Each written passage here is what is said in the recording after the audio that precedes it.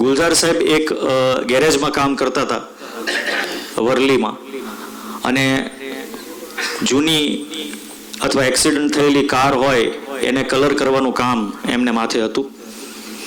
Colour કર્યા પછી જ્યારે કલર સુકાતો ત્યારે વચ્ચે વચ્ચે તે લખતા વાંચતા, અને જ્યારે કામ વિશે એમને પૂછવામાં આવ્યું ત્યારે એમણે બહુ સરસ એક વાક્ય કીધું હતું. આ એમણે એક ઇન્ટરવ્યૂમાં કીધેલું, एक मजदूर को अपना काम कलाकारी से करना चाहिए और एक कलाकार को मजदूरी से करना चाहिए. અને આજે આ કવિતા કક્ષના ઓરડામાં ગુલઝાર રૂપી જે રંગબેરંગી ફૂલોનો બગીચો ખીલ્યો છે એની ગુલઝારિયતની સફર કરાવવાના છે. આજે બહુ એક સમન્વય પણ સારો છે કે ગુલઝાર એટલે બગીચો થાય અને મિલિંદ એટલે મધુકર થાય. આજના આ ઉપક્રમને સંગીતમય રીતે શરૂ કરવા માટે આમંત્રિત કરું છું ડૉક્ટર ફિરદોસ દેખાયાને તરન્નુમે ફિરદોસ માટે.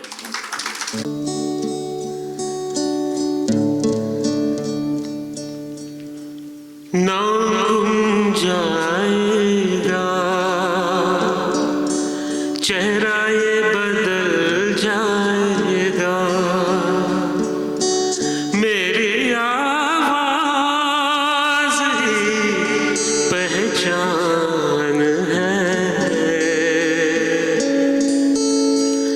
गर याद रहे नाम गुम जाए चेहरा ये बदल जाएगा मेरी आवाज ही पहचान है गर याद रहे वक्त के सितम कम हंसी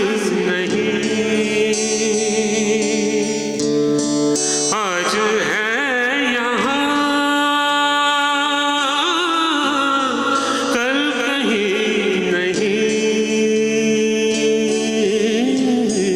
वक्त से परे अगर मिल गए कहीं मेरी आवाज ही पहचान है गर याद रहे वो शाम कुछ अजीब थी ये शाम भी अजीब है वो कल भी पास पास थी वो आज भी करीब है वो शाम कुछ अजीब थी एक अकेला इस शहर में रात में और दोपहर में अब दाना ढूंढता है आशियाना ढूंढता है एक अकेला इस शहर में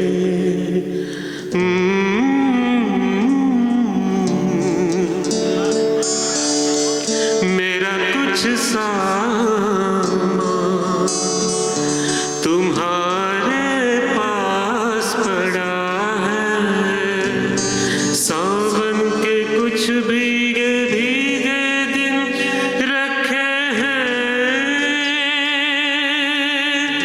और मेरे एक खत में लिपटी रात पड़ी है वो रात बुझा दो मेरा वो सामान लौटा दो वो रात बुझा दो मेरा वो सामान लौटा दो जहाँ से तुम मुड़ मुड़ गए थे जहाँ से तुम मुड़ मुड़ गए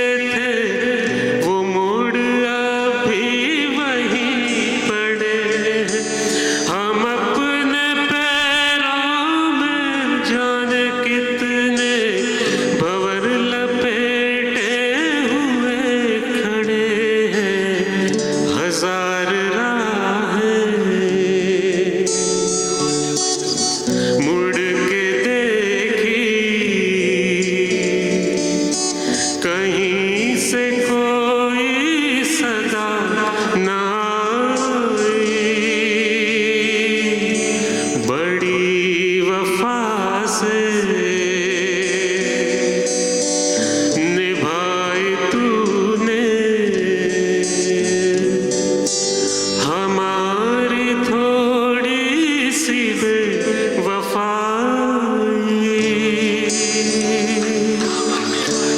लब हिले तो मोगरे के फूल खिलते हैं कहीं।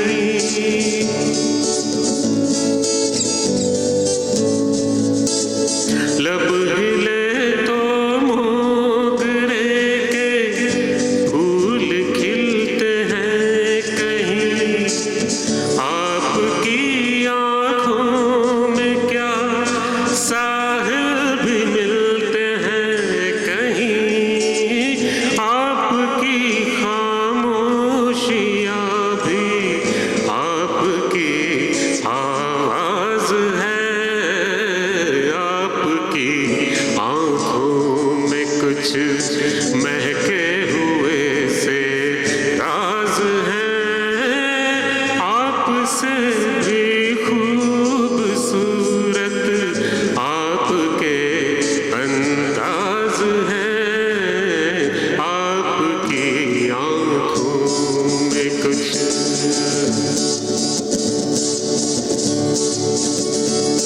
कतरा कतरा मिलती है, कतरा कतरा जीने दो।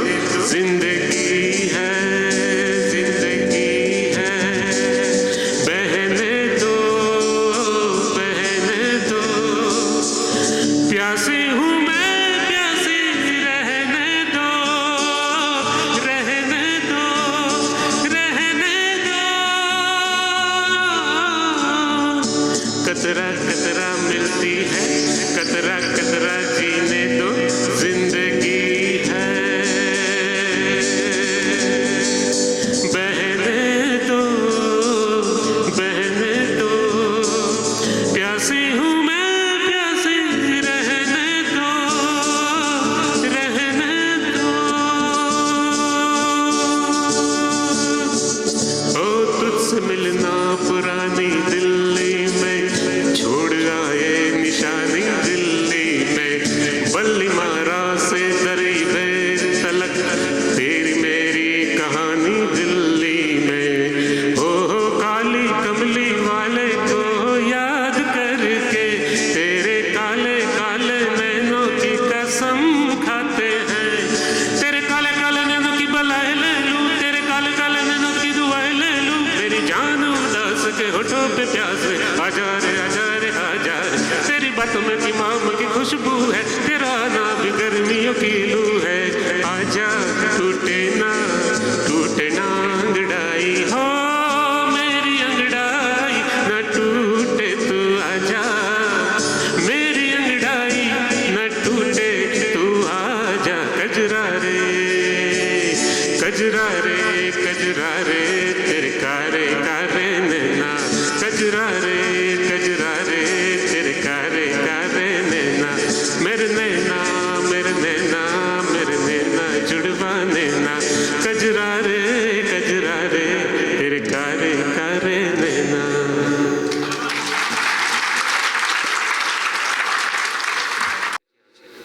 ફિલ્મો દ્વારા એની એક ઝલક અને મિલિંદ અત્યારે ભાવનગરમાં હાજર છે એટલે મિલિંદ એક ગઝલ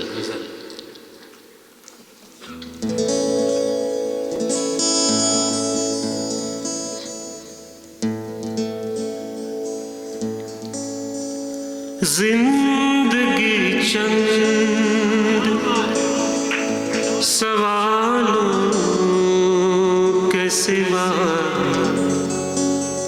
कुछ भी नहीं। जिंदगी चंद सवालों के सिवा कुछ भी नहीं। तेरे उलझे हुए बालों के सिवा कुछ भी नहीं।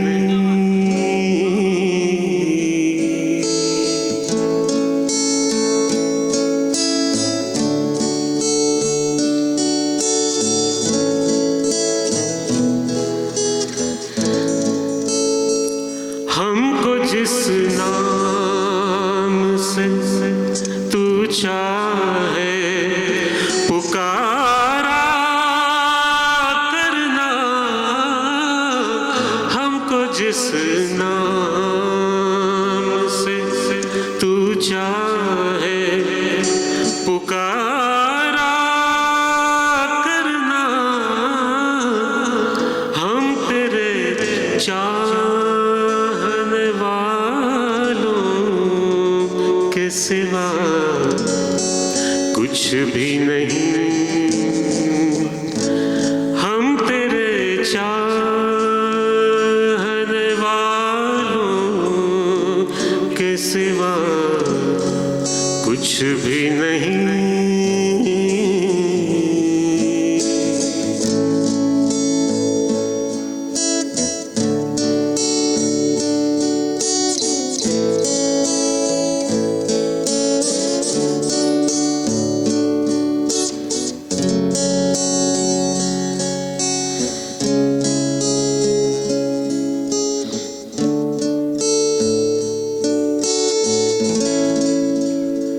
ये मोहब्बत के फसाने, ये खुदाओं के शहर, ये मोहब्बत के फसाने, ये खुदाओं के शहर, किसी शायर ख्यालों के सिवा कुछ भी नहीं, किसी शायर के ख्यालों के सिवा कुछ भी नहीं।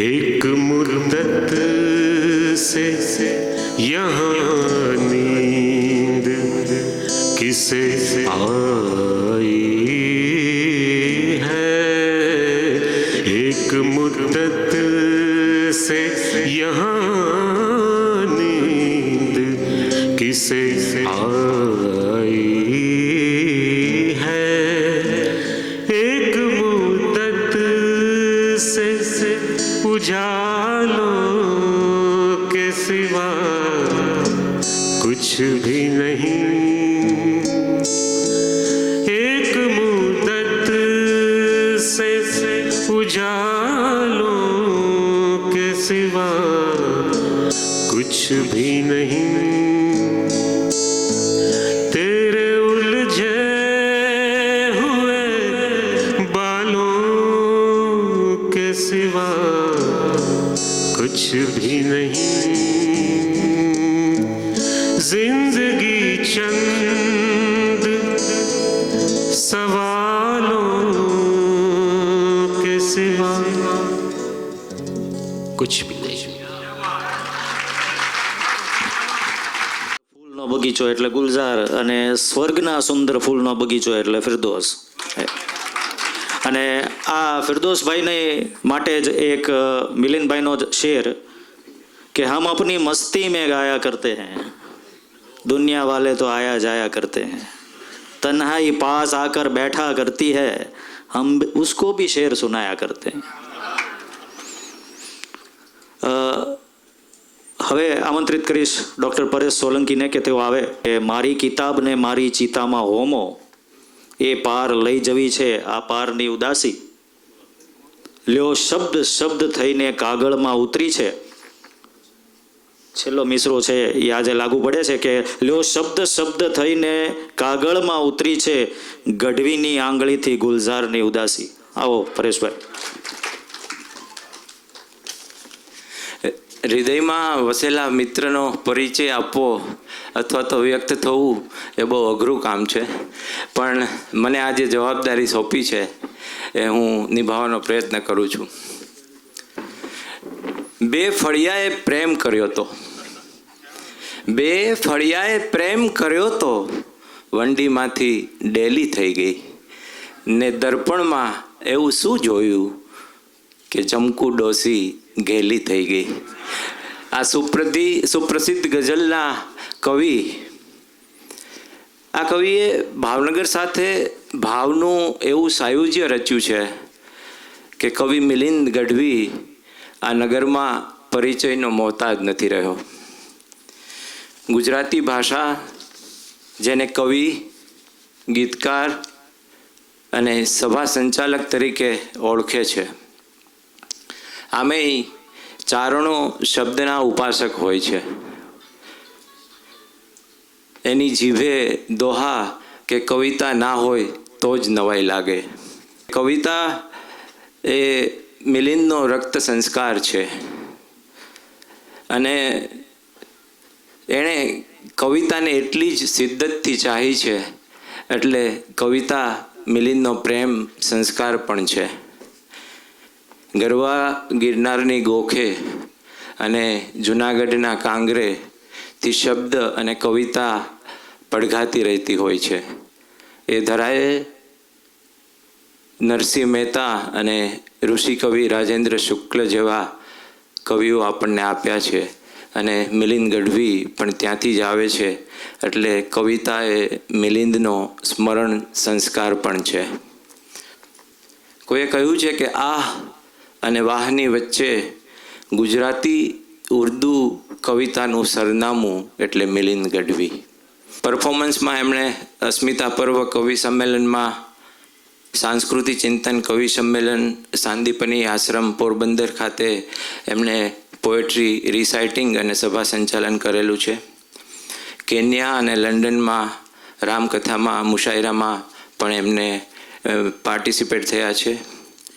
જુગલબંધી જલસો એમનો ખૂબ જાણીતો પ્રોગ્રામ છે. હમણાં જ આપણે ભાવનગરમાં પણ એ પ્રોગ્રામ થઈ ગયો. એમને વિવિધ દેશોમાં, USA, UK, તાંઝાનિયા અને બીજા બધા કન્ટ્રીની અંદર પરફોર્મ કર્યું છે. જુગલબંધી જલસો અને ચીયર્સ જિંદગીના 100 કરતાં પણ વધારે શો પરફોર્મ કર્યા છે. એ એક બહુ ખૂબ મોટી ઉપલબ્ધિ અને એચિવમેન્ટ છે. અમદાવાદ ખાતે નેશનલ બુક ફેરમાં પરફોર્મ કર્યું છે. લિટરેચર ફેસ્ટિવલમાં પણ એમને પરફોર્મ કર્યું છે. આ સિવાય દૂરદર્શન, અમદાવાદ અને રાજકોટ ખાતે એણે એમની પોતાની પોએટ્રીનું રિસાઇટિંગ કર્યું છે. આકાશવાણી રાજકોટ અને ગુજરાતી ભાષાના અનેક સજ્જ મંચ ઉપરથી કાવ્યપાઠ અને સંચાલકની ભૂમિકા સુપીરે નિભાવી છે. સતત વિકસતા અને વિસ્તારતો રહેતો મિલિંદ ગઢવી ઉમદા કવિ તો છે જ, પરંતુ 100 ટચના સોના જેવો મિત્ર પણ છે, જેનું ગૌરવ સતત મને અને આપણને સૌને વધારતું રહે છે. એનો પરિચયનો આ ગ્રંથાલય પૂરું કરું એ પહેલાં ડૉક્ટર મનોજ જોશીના મિલિંદ માટે લખાયેલી ગઝલનો એક શેર આપને સંભળાવું છું કે દેખાવથી કે વાતથી અડધો જ પામશો, દેખાવથી કે વાતથી અડધો જ પામશો, પામી શકો શબ્દમાં આખો મિલિંદ છે. તો આવા આજના આપણા જે સ્પીકર ગેસ્ટ છે મિલિંદ ગઢવી, એનો પરિચય આપી અને હું મારી વાત અહીંયા પૂરી કરું છું.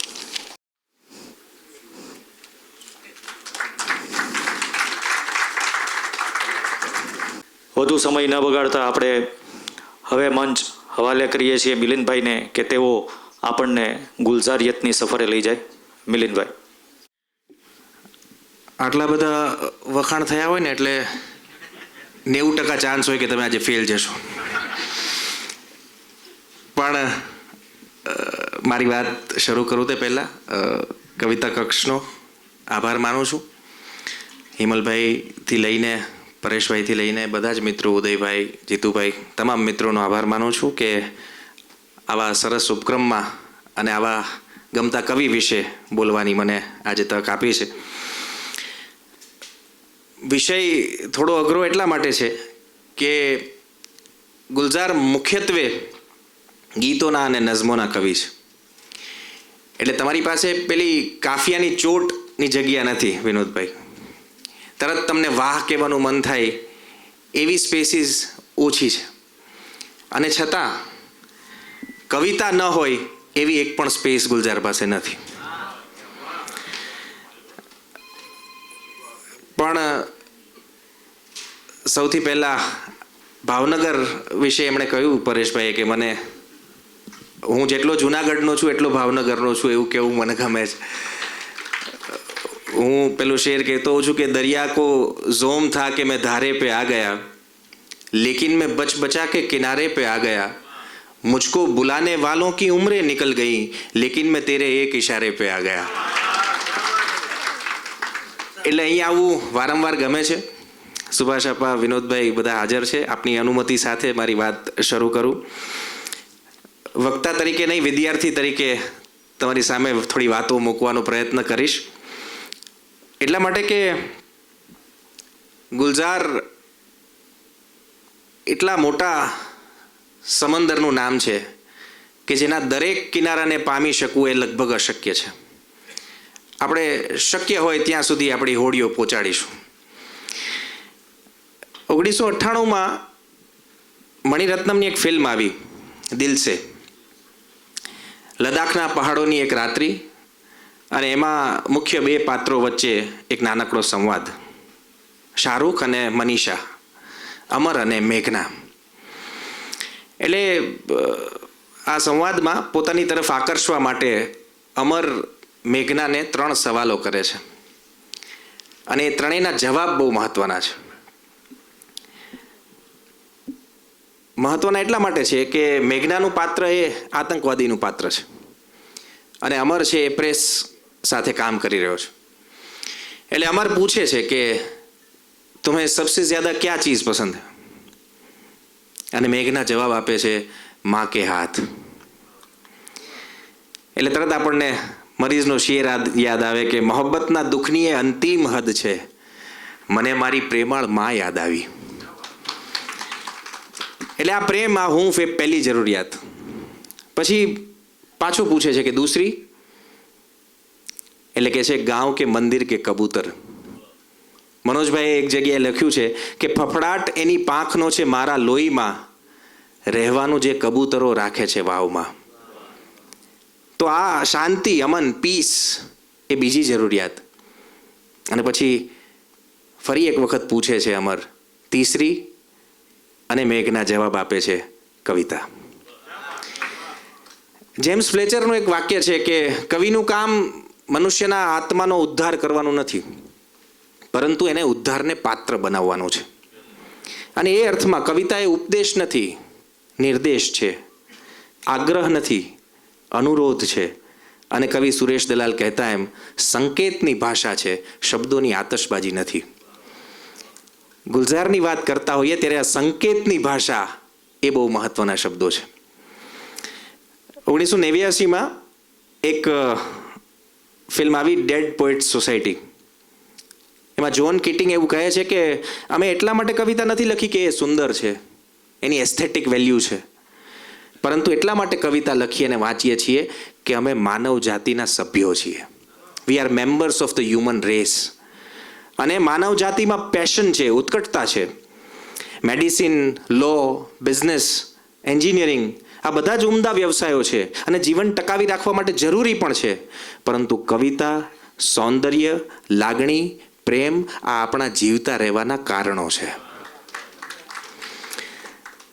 આમ સતત મને એમ થાય કે કહાં સે ઇબ્તિદા કીજે, બડી મુશ્કિલ હે દરવેશો. ગુલઝાર છે ને એ મારા મનમાં કેઓસ છે હિમલભાઈ. એટલે મને કાયમ એમ થાય કે ક્યાંથી શરૂ કરું. કહાં સે ઇબ્તિદા કીજે, બડી મુશ્કિલ હે દરવેશો, કહાની ઉમ્ર ભર કી ઓર જલસા રાત ભર કા હૈ. પણ મારે શરૂઆત ગુલઝારની વાતની કરું એ પહેલા નજર અમરોહ વિના થોડા શેર તમને કહેવા છે. ए दिल तेरा जीना मुझे दुश्वार लगे है, ए दिल तेरा जीना मुझे दुश्वार लगे है, तू भी उन्हीं जुल्फों का गिरफ्तार लगे है. मैं तुझको भरे शहर में किस किस से छुपाऊं, मैं तुझको भरे शहर में किस किस से छुपाऊं, हर शख्स यहाँ तेरा खरीदार लगे है, हर शाम यहाँ सजती है एक बज़्म जुलेखा, हर सुबह यहाँ मिस्र का बाजार लगे है। અને આ શેર કે શાયર હે નજર ફિર તો સુખન ફહેમ ભી હોગા. કવિતાને માણનારો, જાણનારો, પ્રેમ કરનારો, એની સાથે વાતચીત કરનારો, શાયર હે નજર फिर तो सुखन फहम भी होगा लेकिन मुझे गालिब का तरफदार लगे है. તો મારે તમારી સમક્ષ એ વાત સ્વીકારીને ચાલવું છે કે હું ગુલઝારનો તરફદાર માણસ છું અને એમની તરફદારીની વાતો તમારી સમક્ષ મૂકવાનો છું. આમ તો ફિરદોસભાઈએ એટલી સરસ શરૂઆત કરી અને ગુલઝારની કવિતાની શેરડીનો સાંઠો એટલી બધી વખત પેલા સંચામાંથી પસાર કર્યો, પણ આપણે ચિંતા નથી, આપણે ગમે તેમ રસ્તો કાઢીને રહીશું. ગુલઝાર એક એવું નામ છે કે જે સિનેમા, સાહિત્ય અને સંગીત ત્રણેયના ભાગે સરખું આવે છે. ગુલઝાર ગીતકાર હોવા પહેલાં સૂફી રંગ સાથેના કવિ અને વાર્તાકાર પણ છે. એમણે એક એવી પરંપરા શરૂ કરી જે એક જ ધરાતલ પર હિન્દી અને ઉર્દુને એક સાથે મૂકી આપે છે. એક રીતે ગુલઝાર હિન્દી અને ઉર્દુના મેળાપથી રચાતા હિન્દુસ્તાની ભાષાના એવા સંગમ પર ઊભા છે જ્યાં કવિતા, વાર્તા અને ગીતો ગંગા, જમના અને સરસ્વતીની જેમ ત્રિભેટા ભેગા થાય છે. આપણે ત્યાં એમ કહેવાય છે કે હિન્દી और उर्दू में फ़र्क है बस इतना, वो ख्वाब देखते हैं हम देखते हैं सपना. તો આ નોખી જ શૈલીઓના મહેક અને કવિતા કહેવાની પોતાની અલગ અદાયગી એ ગુલઝારના અચૂક કહી શકાય એવા શસ્ત્રો છે. અને એટલે આ તમામ દુવિધાઓની વચ્ચે પેલું છે ને કે યે કશ્મકશ હે, હિકાયતે ગમ બયાં કરું મેં કહાં સે પહેલે. દરેક વખતે આ દ્વંદ્વ હોય છે. યે કશ્મકશ હે, हिकायते गम बयां करूं मैं कहां से पहले, हर एक टुकड़ा ये कह रहा है यहां से पहले, यहां से पहले. તો શરૂઆત એક ગમતી કવિતાથી જ કરું છું. કવિની વાત કવિતાથી વિશેષ શું કરીએ. એમનું એક બહુ ગમતી નઝમ જેનું શીર્ષક છે મકાન.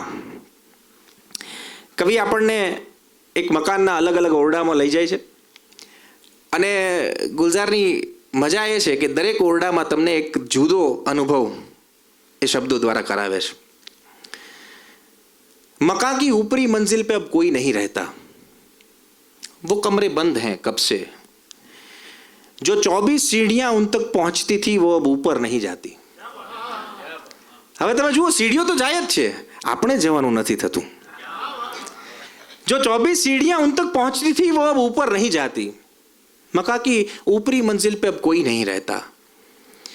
वहां कमरों में इतना याद है मुझको, खिलौने एक पुरानी टोकरी में भर के रखे थे, बहुत से तो उठाने फेंकने रखने में चूरा हो गए. वहां एक बालकनी भी थी जहां एक बैत का झूला लटकता था.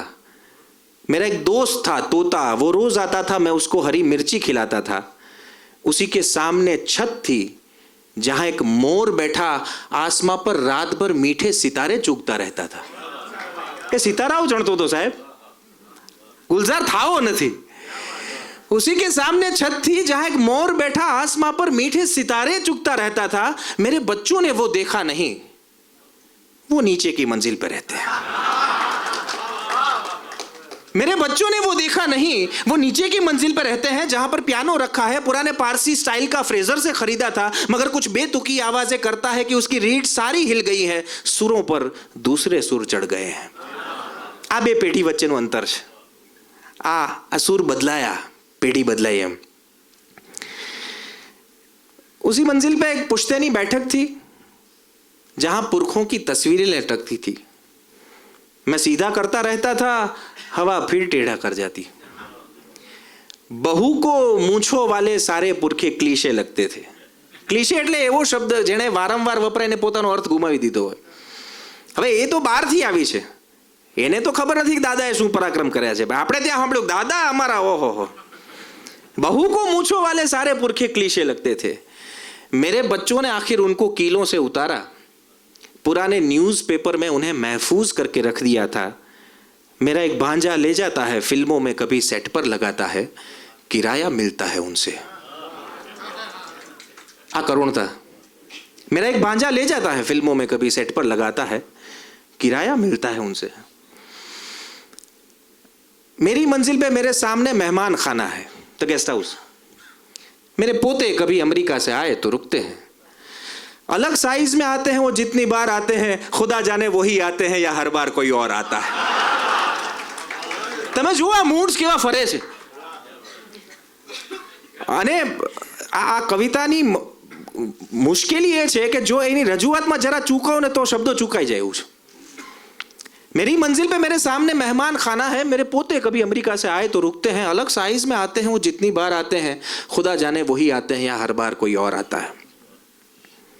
वो एक कमरा जो पीछे की तरफ बंद है, जहां बत्ती नहीं जलती, वहां एक रोजरी रखी है, वो उससे महकता है।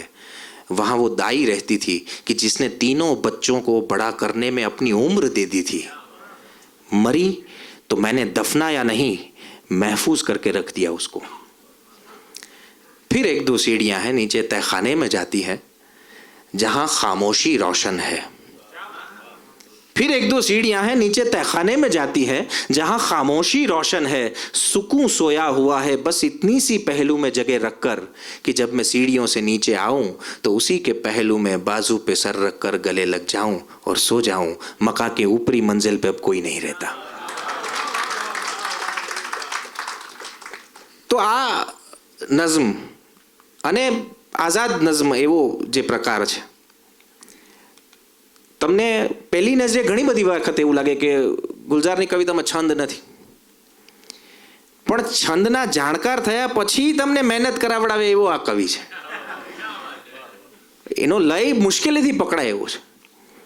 અને ફિલ્મના ગીતોની વાત, ગીતને સમજવું એ અર્થમાં પણ જરૂરી છે કે એની પ્રક્રિયામાંથી પસાર થઈને આપણને સમજાય છે કે એના પાત્રોની, એના ફિલ્મોની સફર કેવી હતી। તમે જુઓ, એમણે સૌથી પહેલા બંદની માટે લખ્યું, कुछ खो दिया है पाई के, कुछ पा लिया गंवाई के, कहाँ ले चला है मनवा मोहे बावरी बनाई के, मोरा गोरा अंग लई ले मोहे श्याम रंग दई दे। बिमल रॉय પાસે हमने बात કરી ને કે એ પેઇન્ટિંગ, કાર પેઇન્ટિંગ કરતા હતા। ઘણા બધાને એવું છે કે મેકેનિકનું કામ કરતા હતા, મેકેનિક નહોતા, એ કાર પેઇન્ટિંગ કરતા હતા। અને પછી શૈલેન્દ્ર સાથે મિત્રતા અને બિમલ રોયની ફિલ્મ ને એના માટે શૈલેન્દ્ર મળવા લઈ ગયા। અને બિમલદાએ બંગાળીમાં શૈલેન્દ્રને કહ્યું કે આ તો મુસલમાન છે, આ તો વૈષ્ણવ પ્રકારની ફિલ્મ છે, એ કેવી રીતે લખશે? એટલે ગુલઝારે એમને કહ્યું કે હું પંજાબી છું અને બંગાળી બરાબર જાણું છું। અને પછી એમણે આ ગીત લખ્યું। પણ ટી.એસ. એલિયટે એક અદ્ભુત કવિતા લખી, the love song of J Alfred Prufrock, Vinodbhai, એમાં એક અદ્ભુત કલ્પના આવે છે, streets that follow like tedious arguments. નીરસ દલીલ જેવી આ શેરીઓ ઓફ ઇન્સિડિયસ ઇન્ટેન્ટ, કોઈ કાવતરાબાજ હેતુ ધરાવતી, to lead you to an overwhelming question. તો આ streets that follow like tedious arguments, Hiramalbhai આ મજાની વાત, streets that follow like tedious arguments, આ કલ્પના એટલી બધી ગમી ગુલઝાર સાહેબને કે એમને એમ થયું કે મારી ભાષામાં આ લઈ આવવું છે। હવે એ વખતે ગાલિબ પર સિરિયલ બનાવવાની, સોરી ગાલિબ પર ફિલ્મ બનાવી રહ્યા હતા અને સંજીવ કુમાર એમાં રોલ કરવાના હતા। બન્યું એવું કે એમનું નિધન થયું, સંજીવજીનું। ઇન્દિરાજીની સરકાર અને દૂરદર્શન ઘેર ઘેર પહોંચ્યું અને પછી ગુલઝારે ગાલિબ ફિલ્મ પડતી મૂકીને મિર્ઝા ગાલિબ ટીવી સિરિયલ બનાવી, નસીરુદ્દીનને કાસ્ટ કર્યા અને ગાલિબનું ઇન્ટ્રોડક્શન જ્યારે લખવાનું થયું ત્યારે એમણે આ સ્ટ્રીટ્સ ધેટ ફોલો લાઈક ટીડિયસ આર્ગ્યુમેન્ટને ઉર્દૂમાં ઢાળીને એમ કહ્યું, બલ્લી મારા કે મોહલ્લે કી વો પેચીદા દલીલોं की सी गलियां, बल्ली मारा के मोहल्ले की वो पेचीदा दलीलों की सी गलियां, सामने टाल के नुक्कड़ पे लटके बोसीदा से कुछ टाट के पर्दे, गुड़गुड़ाती हुई पान की पीक में वो दाद वो वाहवा, एक बकरी के ममियाने की आवाज और धुंधलाई हुई शाम के बेनूर अंधेरे ऐसे दीवारों से मुंह जोड़ के चलते हैं यहाँ, चूड़ी वालान के कटरे की बड़ी भी जैसे अपनी बुझती हुई आंखों से दरवाजे टटोले। ऐसी ही एक अंधेरी बेनूर सी गली कासिम से एक तरतीब चरागों की शुरू होती है. कि आखी अरेंजमेंट एक तरतीब चरागों की शुरू होती है. एक कुराने सुखन का सफा खुलता है. असदुल्ला खां गालिब का पता मिलता है. તો એમાં એ રીતે લઈ આવ્યા. અને આ પહેલી વખત નથી કે ગાલિબ ગુલઝાર કોઈનાથી પ્રેરાઈને એક વસ્તુ પોતાની ભાષામાં ઢાળવાનો પ્રયત્ન કરતા હોય, પોતાની કવિતામાં ઢાળવાનો પ્રયત્ન કરતા હોય. પેલું ગીત જી ઢૂંઢતા હૈ ફિર વહી ફુરસત કે રાત દિન બેઠે રહે તસવ્વુરે જાના કિએ હુએ, મદન મોહનજીનું કમ્પોઝિશન 1975માં આવેલી મોસમ ફિલ્મમાં. રેકોર્ડિંગ સ્ટુડિયોમાં મદન મોહનજીએ ગાયું કે દિલ ઢૂંઢતા હૈ ફિર વહી ફુરસત કે રાત દિન. એટલે તરત ગુલઝારે કહ્યું કે મદનજી તમે મારા શબ્દોમાં ફેરફાર કરો ને તો ચાલે, ગાલિબના શબ્દોમાં ફેરફાર ન થાય. એટલે બીજે દિવસે મદનજી એમની પાસે જે દીવાન હતો એ લઈને આવ્યા.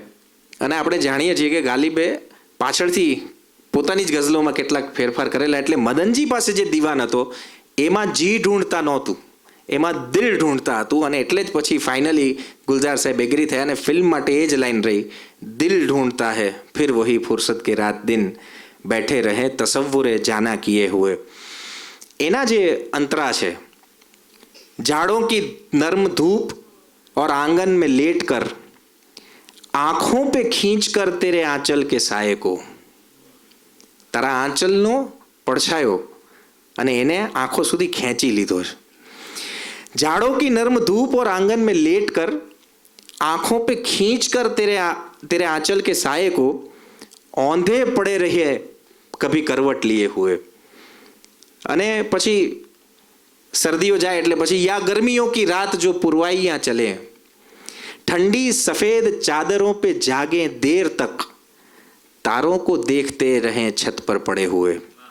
આ બધી મંજર કશી માત્ર ચિત્રો ઉપસે છે.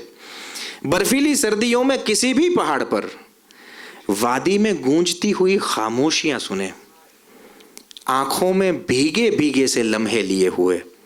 હવે તમે જુઓ આ ઝાડો કી નર્મ ધૂપ ઓર આંગન મેં લેટ કર એટલે 2002માં ફિલ્મ આવી સાથિયા. અને એમાં એમણે લખ્યું फरवरी की सर्दियों की धूप में मूंदी मूंदी अखियों से देखना, एक जीणी फरवरी की सर्दियों की धूप में मूंदी मूंदी अखियों से देखना, हाथ की आड़ से निम्मी निम्मी ठंड और आग में हौले हौले मारवा के राग में मीर की बात हो. कहते हैं अगले ज़माने में कोई भी मीर भी था. गालिबे એમની જિંદગીમાં લગભગ બીજા કોઈને સ્વીકાર્યા નથી. રેખતા કે तुम ही उस्ताद नहीं हो गालिब, कहते हैं अगले ज़माने में कोई मीर भी था. એક મીરે હતો એવું સાંભળ્યું છે, બાકી કાંઈ બહુ મજા પડે એવી વાત નથી એવું ગાલિબે કહ્યું છે. તો અહીંયા એને આમ ટ્રિબ્યુટ આપતો એવી રીતે ગુલઝાર યાદ કરે છે. અને પછી કહે છે દિન ભી ના ડૂબે રાત ના આए शाम कभी ना ढले, शाम ढले तो सुबह ना आए रात ही रात चले. તારી સાથેના પ્રેમની આ ક્ષણો છે એને કેવી રીતે ટકાવી રાખવી, કેવી રીતે જીવંત રાખવી. ઓમકારામાં પણ આ એક્સપ્રેશન એમણે કહ્યું, થકા થકા सूरज जब नदी से होकर निकलेगा, हरी हरी काई पे पाँव पड़ा तो फिसलेगा. પેલી લીલ, थका थका सूरज जब नदी से होकर निकलेगा, हरी हरी काई पे पाँव पड़ा तो फिसलेगा. तुम रोक के रखना मैं जाल गिराऊं, तुम पीठ पे रहना मैं हाथ लगाऊं, दिन डूबे ना. આપણે ભેગા મળીને આ દિવસને ડૂબવા જ ન દઈએ. આ સૂરજ ડૂબે કઈ રીતે? અને રહેમાન અને ગુલઝારની જોડી છે એટલે તમે જુઓ એ જે રીતે કામ કરે છે ઓમકારા ને એ બધી ફિલ્મો. તો બીજી તરફ એવી જ વિશાલ ભારદ્વાજ અને ગુલઝારની જોડી છે. આમ તમે જુઓ ને તો જંગલ બુક આપણને બધાને ખબર છે, મોગલી, પણ બહુ ઓછા લોકોને ખબર છે કે એ કમ્પોઝિશન વિશાલ ભારદ્વાજનું હતું. જંગલ જંગલ બાત ચલી હૈ પતા ચલા હૈ, ચડ્ડી પહેન કે ફૂલ ખીલા હૈ ફૂલ ખીલા હૈ, એ પણ ગુલઝારના શબ્દો છે અને વિશાલનું કમ્પોઝિશન છે. અને પછી તો અનેક ઓમકારાથી લઈને હૈદરથી લઈને અનેક ફિલ્મો. પણ આંધીમાં આજે વાત કરે છે દિન ભી ના ડૂબે રાત ના આए શામ કભી ના ઢલે. આંધીમાં એમણે લખ્યું तुम जो कह दो तो आज की रात चांद डूबेगा नहीं. તારું ચાલે, મજાની વાત એ છે અમે કહીએ તો નહીં, તું કે તો બની શકે. तुम तुम जो कह दो तो आज की रात चांद डूबेगा नहीं, रात को रोक लो, रात की बात है और जिंदगी बाकी तो નહીં. તું છે ત્યાં સુધી જ જિંદગી છે એવો કહેવાનો ભાવાર્થ છે. અને તું મળવાની હો, તું રહેવાની હો, એટલી ક્ષણો એ જીવનની ક્ષણો છે, પછી તો કંઈ બાકી રહેતું જ નથી. અને પહેલી વાત, બर्फीली सर्दियों में किसी भी पहाड़ पर वादी में गूंजती हुई खामोशियां सुने. પરવીન શાકિરે આપા એક નાનકડી નઝમમાં આ ઇમેજ પોએટ્રી જે દ્રશ્ય કલ્પન ઊભું થાય છે. મને વિનોદભાઈ હંમેશા એમ થાય કે કવિતા વિશે ભાષ્ય કરવાને બદલે એની સાથે એક પેરેલલ કવિતા મૂકી દઈએ તો કામ વધારે આસાન થઈ જતું હોય. તો પરવીનજીની આ રચના જેનું શીર્ષક છે ગૂંજ. ऊंचे पहाड़ों में गुम होती पगडंडियों पर खड़ा हुआ नन्हा चरवाहा बकरी के बच्चे को फिसलते देख के कुछ इस तरह हंसा है. હા, इस तरह જે ઉપમા આપી એનો જવાબ જે છેલ્લી લીટીમાં છે ત્યાં કવિતા છે. અને તમે જુઓ, આ આપણને લાગે કે આ છંદસ છે, પણ આ અગેન આ લય, ऊंचे पहाड़ों में गुम होती पगडंडियों पर खड़ा हुआ नन्हा चरवाहा बकरी के बच्चे को फिसलते देख के कुछ इस तरह हंसा है कि वादी की हर दर्द से झरने फूट रहे हैं. આ પેલો વરવાડનો છોકરો એવું માસૂમ નિખાલસતાથી હસ્યો કે એમ લાગે છે કે આ વાદીની ચારે બાજુથી એના રિએક્શન રૂપે આ ઝરણાઓ ફૂટી રહ્યા છે. તો એવું જ તમે જુઓ, બીજું એક દ્રશ્ય નિદા ફાઝલીએ લખ્યું. નાના બાળકો સ્કૂલ જતા હોય તો કેવું દ્રશ્ય ઊભું થાય. નિદાએ એક લખ્યું છે કે હુઆ સવેરા જમીન પર ફિર અદબ સે આકાશ अपने सर को झुका रहा है कि बच्चा स्कूल जा रहा है. हुआ सवेरा जमीन पर फिर अदब से आकाश, अदब से हो ત્યાં મજા છે. हुआ सवेरा जमीन पर फिर अदब से आकाश अपने सर को झुका रहा है कि बच्चा स्कूल जा रहा है. नदी में स्नान करके सूरज सुनहरी मलमल की पगड़ी बांधे सड़क किनारे खड़ा हुआ मुस्कुरा रहा है कि बच्चा स्कूल जा रहा है. અને પછી हवाएं सरसब्ज डालियों में दुआओं के गीत गा रही है. महकते फूलों की लोरियां सोते रस्तों को जगा रही है. घनेरा पीपल गली के कोने से हाथ अपने हिला रहा है कि बच्चा स्कूल जा रहा है. તો વાત આપણી એ ચાલુ હતી કે આવું પહેલી વખત નથી બન્યું કે ગુલઝાર કોઈ ગમતી કલ્પનાને પોતાની ભાષામાં લાવવા મથ્યા હોય. તો જેવી રીતે એલિયટ અને ગાલિબની વાત કરી તો એમણે લખ્યું કે તમે જુઓ, ફૈઝને એમણે યાદ કર્યા, કઈ રીતે ટ્રિબ્યુટ આપ્યું. ફૈઝ સાહેબે લખ્યું કે ગુલો મેં રંગ ભરે બાદે નો બહાર ચલે, ચલે ભી આવો કે ગુલશન કા કારોબાર ચલે. આપણને બધાને હૈયા વગીને હોઠ વગી પંક્તિઓ છે, પણ આ જમીન એ બે વખત લઈ આવ્યા છે. પહેલી વખત મોસમ ફિલ્મમાં એમણે લખ્યું રૂકે રૂકે સે કદમ रुक के बार बार चले करार लेके तेरे दर से बेकरार चले ने उठाए फिरते थे एहसान दिल का सीने पर.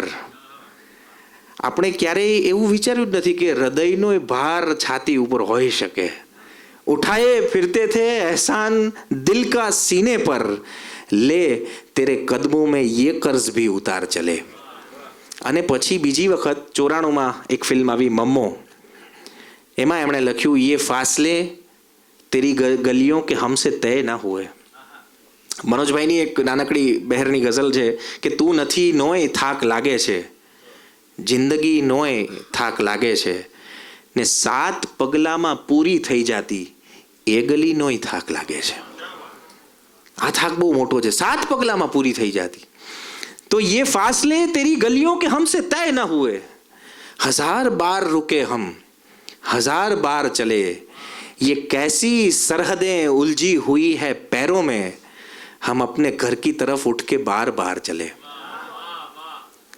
આમ બહુ તમે જુઓ ને તો સીધી સાદી લાગતી પંક્તિઓ છે, પણ તમે જો ગુલઝારનું બેકગ્રાઉન્ડ જાણતા હો તો તમને ખબર પડે કે જે ભાઈએ વાત કરી હમણાં કે ભાગલા પછી એ આવ્યા અને પછી આ સરહદની વાત જ્યારે યાદ આવે છે, ये कैसी सरहदें उलझी हुई है पैरों में, हम अपने घर की तरफ उठ के बार बार चले. એમ લાગે કે દીનાને ફરી યાદ કર્યા છે. આમ તો દીનાની બાજુમાં 3 કિલોમીટર કુર્લા નામનું ગામ.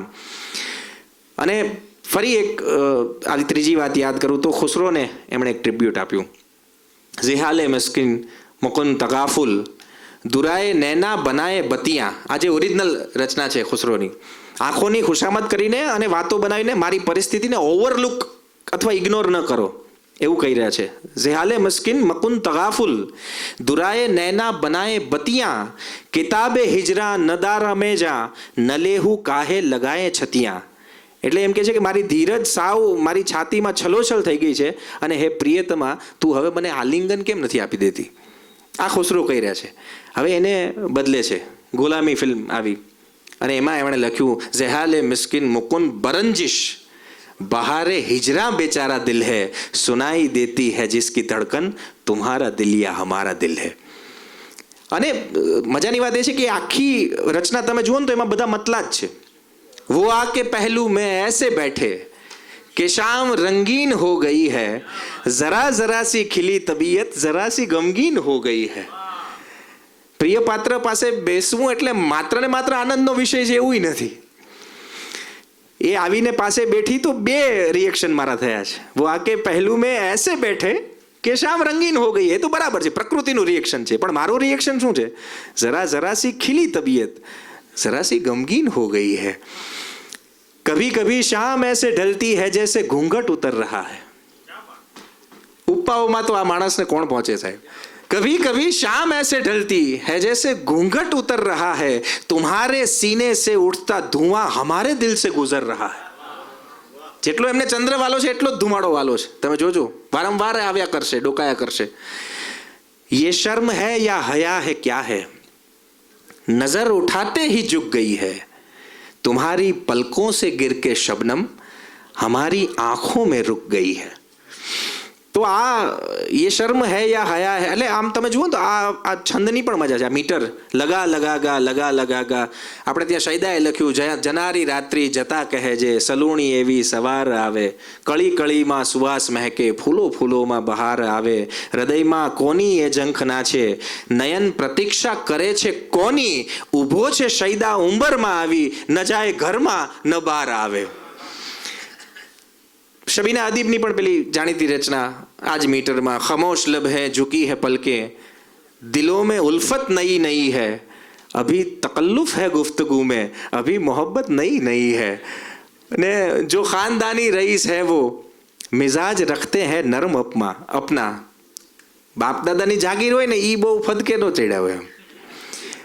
जो खानदानी रईस है वो मिजाज रखते हैं नर्म अपना तुम्हारा लहजा बता रहा है तुम्हारी दौलत नई नई है. પણ મરાસીમ આલ્બમ આવ્યો જગજીતજી સાથે અને એમાં એક ગઝલમાં વચ્ચે ગુલઝાર પોતાના અવાજમાં એક શેર વાંચી રહ્યા છે. એ શેરનું મીટર આ જ છે. तुम्हारे गम की डली उठाकर जुबान पे रख ली है देखो मैंने.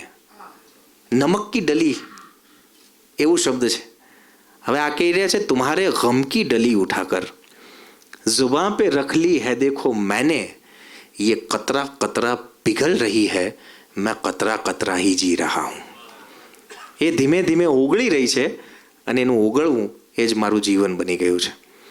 અને બીજી એક નઝમમાં પણ એમણે આ જ છંદમાં આ જ લયમાં લખ્યું कभी कभी रात की सियाही कुछ ऐसे चेहरे पे जमसी जाती है कभी कभी रात की सियाही कुछ ऐसे चेहरे पे जम सी जाती है लाख रगड़ूं शहर के पानी से लाख धोऊं मगर ये कालिक नहीं उतरती. कभी कभी रात की सियाही कुछ ऐसे चेहरे पे जम सी जाती है लाख रगड़ूं शहर के पानी से लाख धोऊं मगर ये कालिक नहीं उतरती मिलोगी जब तुम पता चलेगा मैं और भी काला हो गया हूं. અને પછી પેલું આ જે વાત છે ये शर्म है या हया है क्या है ભગવતી કુમાર પાઠક કેશોદના કવિ એમણે એક જગ્યાએ લખ્યું અહીં જ્યારે અવઢવ ચાલે છે ત્યારે ભારે અવઢવ ચાલે છે. અહીં જ્યારે અવઢવ ચાલે છે ત્યારે ભારે અવઢવ ચાલે છે અંધારે અવઢવ ચાલે છે અજવાળે અવઢવ ચાલે છે ને એ જાદુ છે કે ઝબકારો. ये शर्म है या हया है क्या है એ જાદુ છે કે ઝબકારો કે બંને છે કહેવાય નહીં જો તારે અવઢવ ચાલે છે તો મારે અવઢવ ચાલે છે. મનોજભાઈની ગઝલમાં પણ કંઈ કંઈ કંઈ જળહળ જેવું છે દરવાજો ખોલ. દરવાજો ખોલ આમ તો શ્યામે પણ લખ્યું, પણ મજાની વાત એ છે કે શ્યામનો દરવાજો જુદી રીતે ખુલે છે અને મનોજનો દરવાજો જુદી રીતે ખુલે છે. એ બંને એક સાથે જોવા જેવા છે. કંઈ જળહળ જેવું છે દરવાજો ખોલ, આ મરવું ઝાકળ જેવું છે દરવાજો ખોલ, ને તેજ હશે કે ઝરમર સૌરભ કોણ હશે? આ પ્રશ્નોની વાત કરી રહ્યો છું. તમે જુઓ, આપણે મૂકી રહ્યા છીએ ગુલઝારના પ્રશ્નોની સાથે હું આ બીજા કવિઓના પ્રશ્નોની વાત કરી રહ્યો છું. યે શર્મ હૈ યા હયા હૈ ક્યા હૈ, કે તેજ હશે કે ઝરમર સૌરભ કોણ હશે? આ કંઈ નમણી અટકળ જેવું છે દરવાજો ખોલ. તો આ નમણી અટકળ એ જ શર્મ હૈ યા હયા હૈ ક્યા હૈ, નજર ઉઠાતે હી ઝુક ગઈ હૈ. આમ તમે જુઓ તો ગઝલ આજના સમયમાં આવતા આવતા એણે ઘણા બધા પડાવો જોયા છે. તમે જુઓ, જે જૂની તહેઝીબી ગઝલ કહેવાય, લખનવી મિજાજની જે ગઝલ હોય, આરઝુ લખનવીના શેર છે કે પૂછા જો ઉનસે ચાંદ નિકલતા है किस तरह, पूछा जो उनसे चांद निकलता है किस तरह, जुल्फों को रुख पे डाल के झटका दिया कि यूं. पूछा जो उनसे चांद निकलता है किस तरह, હવે એ जुल्फो આમ હતી ને એક ઝટકો મારીને કીધું કે આમ. पूछा जो उनसे चांद निकलता है किस तरह, जुल्फों को रुख पे डाल के झटका दिया कि यूं, और पूछा कि आशिकों को जलाते हैं किस तरह, तो दामन पकड़ के गैर का बतला दिया कि यूं. પછી તમે જુઓ, આ ટ્રેડિશનલ ગઝલનો મૂડ બદલે છે અને વસીમ બરેલવી જેવા શાયર આવે ને એમ કહે કે क्या दुख है समंदर को बता भी नहीं सकता, आंसू की तरह आंख में आ भी नहीं सकता. क्या दुख है समंदर को बता भी नहीं सकता, आंसू की तरह आंख में आ भी नहीं सकता, घर ढूंढ रहे हैं मेरा रातों के पुजारी, मैं हूं कि चिरागों को बुझा भी नहीं सकता. અને પછી મોડર્ન પોએટ્સ આવે છે, એટલે આ ભાષા, આ લહેજો બધું બદલાય. હસીબ સોઝ જેવો એક કવિ આવીને એમ કહે કે हमारे दोस्तों में कोई दुश्मन हो भी सकता है, हमारे दोस्तों में कोई दुश्मन हो भी सकता है, ये अंग्रेजी दवाएं हैं, रिएक्शन हो भी सकता है. हमारे दोस्तों में कोई दुश्मन हो भी सकता है, ये अंग्रेजी दवाएं हैं, रिएक्शन हो भी सकता है. मेरे बच्चों कहां तक बाप के कंधों पे बैठोगे, किसी दिन फेल इस गाड़ी का इंजन हो भी सकता है. અને પછી નવાઝ જેવા શાયર એમ કે જલતે ઘર को देखने वालों फूस का छप्पर आपका है, घास फूस. जलते घर को देखने वालों है तमाशो जोनाराओ, जलते घर को देखने वालों फूस का छप्पर आपका है, आग के पीछे तेज हवा है, आगे मुकद्दर आपका है, और उसके कत्ल पे मैं भी चुप था, मेरा नंबर अब आया.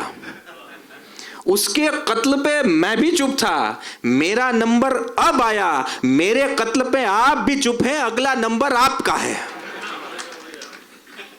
હવે આ ગઝલની પરંપરા તમે જુઓ અને એની સામે ગુલઝારની ગઝલ જુઓ. દિન कुछ ऐसे गुजारता है कोई, વળી પાછી ઉપમા, दिन कुछ ऐसे गुजारता है कोई, जैसे एहसान उतारता है कोई. આ સૂરજ જેમ જેમ ઉતરે છે એમ લાગે છે કે આપણી ઉપરથી એક મહેરબાની ઉતરી રહી છે. दिन कुछ ऐसे गुजारता है कोई, जैसे एहसान उतारता है कोई, दिल में कुछ यूं संभालता हूं गम. फरी पाची ऐसे यूं, दिल में कुछ यूं संभालता हूं गम, जैसे जेवर संभालता है कोई. લોકરમાં જઈને પેલી ચાવી મારીને આમ આમ સાચવી રાખ્યું હોય એવી રીતે કોઈ દુઃખને સાચવી રહ્યું છે. દિલ में कुछ यूं संभालता हूं गम, जैसे जेवर संभालता है कोई, आईना देखकर तसल्ली हुई, हमको इस घर में जानता है कोई. આ પરિસ્થિતિઓ તો જુઓ તમે, आईना देखकर तसल्ली हुई, हमको इस घर में जानता है कोई, पक गया है शजर पे फल शायद, फिर से पत्थर उछालता है कोई. ફળનું ઉગી જવું એ એના માટે કૃપા છે કે એમ કે શ્રાપ છે એ નક્કી ન થાય એવી પરિસ્થિતિ છે. પક ગયા હે શજર पे फल शायद, फिर से पत्थर उछालता है कोई, देर से गूंजते हैं सन्नाटे, देर से गूंजते हैं सन्नाटे जैसे हमको पुकारता है कोई। તો આ વાત કરી રહ્યો છું ગુલઝાર સાહેબે જ એમના પરિચયમાં નોંધ્યું છે. આમ તો ભાઈએ વાત કરી, મારે બહુ વિશેષ પરિચયમાં એમાં નથી જવું, પણ અમુક વાતો જે એમના વિશે કહેવી જરૂરી છે. એમણે પોતાના વિશે નોંધતા એમ લખ્યું છે કે બાત उन दिनों से करीब 11 बरस पहले की है जब हिंदुस्तान को चीर कर 2 हिस्सों में तकसीम नहीं किया गया था. तब चिनाब, झेलम, सिंधु और रावी का पानी बिना किसी बंटवारे के गुनगुनाता आज़ाद बहता था. तब न कोई हिंदू था न कोई मुसलमान, तब लोग सिर्फ हिंदुस्तानी हुआ करते थे. तब माचिस की तीलियां या तो चिराग जलाने के लिए सुलगती थी या फिर चूल्हे. एक गजल में हमने लख्यूं, आंखों पे जल रहा है क्यों उठता नहीं धुआं, आंखों पे जल रहा है क्यों बुझता नहीं धुआं, उठता तो है घटासा बरसता नहीं धुआं, और चूल्हे नहीं जलाए या बस्ती ही जल गई. चूल्हे नहीं जलाए या बस्ती ही जल गई, कुछ रोज हो गए हैं अब उठता नहीं धुआं.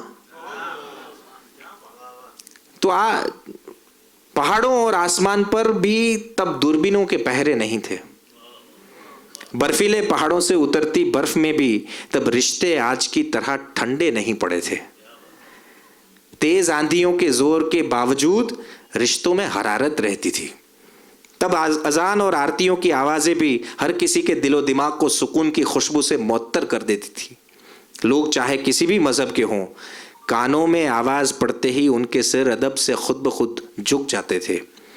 उस वक्त हर मौसम की किताब सिर्फ एक ही रिश्ते का परिचय देती थी, जिसके तहत हर किसी को हर कोई अपना सा लगता था. આ એમની યાદ, આ એમના સ્મરણો છે ભાગલા પહેલાના. એટલે એમણે એક જગ્યાએ લખ્યું છે, जिक्र झेलम हो बात हो दीने की, आ दीनो जिल्लो, जिक्र झेलम हो बात हो दीने की, चांद पुखराज का रात पश्मीने की. અને એટલે તમે જો વારંવાર એમની કવિતામાં આ ભાગલાનું દુઃખ બહુ જુદી જુદી રીતે આવ્યું છે. મહેંદીને એમણે જ્યારે યાદ કર્યા ત્યારે પણ લખ્યું, આંખों को वीजा नहीं लगता, सपनों की सरहद होती नहीं. આંખો કો વીઝા, તમે કલ્પના ન કરી શકો ત્યાંથી આ માણસ શરૂ કરે છે. કોઈની તાકાત નથી કે આવું વિચારી શકે. આંખों को वीजा नहीं लगता, सपनों की सरहद होती नहीं, बंद आंखों से रोज मैं सरहद पार चला जाता हूं मिलने मियां मेहंदी हसन से, सुनता हूं उनकी आवाज को चोट लगी है. એના અવાજને, એના ગળાને વાગ્યું છે, એમને એના અવાજને વાગ્યું છે સાહેબ. અને એવી જ પેલી રચના ઘણા બધાને ખ્યાલ પણ હશે, ભાગલાની અગેન એક જુદું દુઃખ એમણે જુદી રીતે મૂક્યું છે. सुबह सुबह एक ख्वाब की दस्तक पर दरवाजा खोला, देखा सरहद के उस पार से कुछ मेहमान आए हैं. आंखों से मानूस थे सारे चेहरे, सारे सुने सुनाए. હવે આ પણ મજા છે, દિખે દિખાય નહીં, ચહેરે સારે સુને સુનાય. જેમની વાતો સાંભળેલી છે, ઘરમાં બાપ દાદા કહેતા હોય કે આવા આપણા પાડોશી હતા, આવા આપણા મામા માસીને હતા. आंखों से मानूस थे सारे चेहरे, सारे सुने सुनाए. पांव धोए, हाथ धुलाए, आंगन में आसन लगवाए और तंदूर पे मक्की के कुछ मोटे मोटे रोट पकाए. पोटली में मेहमान मेरे पिछले सालों की फसलों का गुड़ लाए थे. आंख खुली तो देखा घर में कोई नहीं था. हाथ लगाकर देखा तो तंदूर अभी तक बुझा नहीं था और होंठों पर मीठे गुड़ का जायका अब तक चिपक रहा था. ख्वाब था शायद, ख्वाब ही होगा. सरहद पर कल रात सुना है चली थी गोली, सरहद पर कल रात सुना है चली थी गोली, सरहद पर कल रात सुना है कुछ ख्वाबों का खून हुआ है. એમણે બહુ અલગ અલગ જગ્યાએ પોતાના વિશે થોડી થોડી વાતો બહુ આમ સંક્ષિપ્તમાં કરી છે. એક જગ્યાએ એમણે કહ્યું છે, कविता मेरे मिजाज से काफ़ी हद तक मेल खाती है.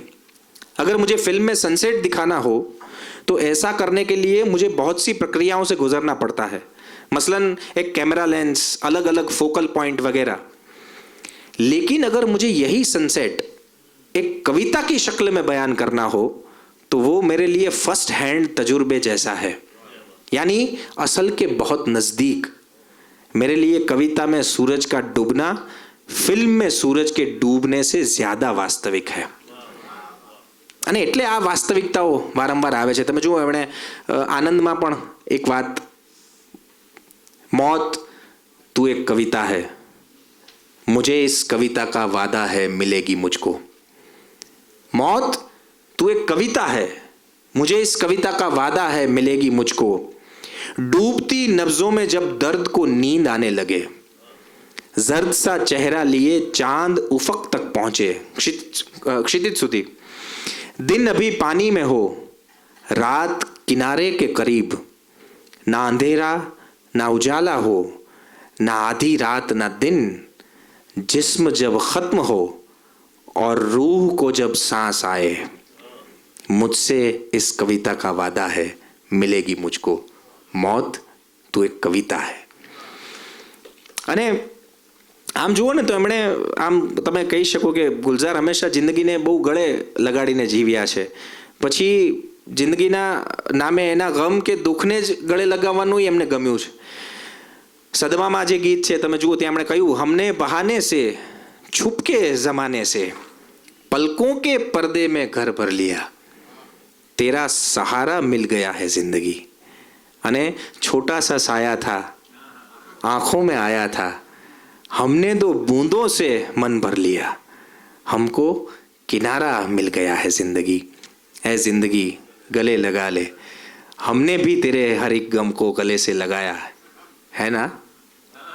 આ જે મજા છે તમે જુઓ, ક્યારેક છે ને ગીત, ગવાયેલું ગીત આપણે બહુ સાંભળ્યું હોય ને તો શબ્દોની જે અમુક ચમત્કારિકતા છે ને એ તમે ચૂકી જ ગયા હો.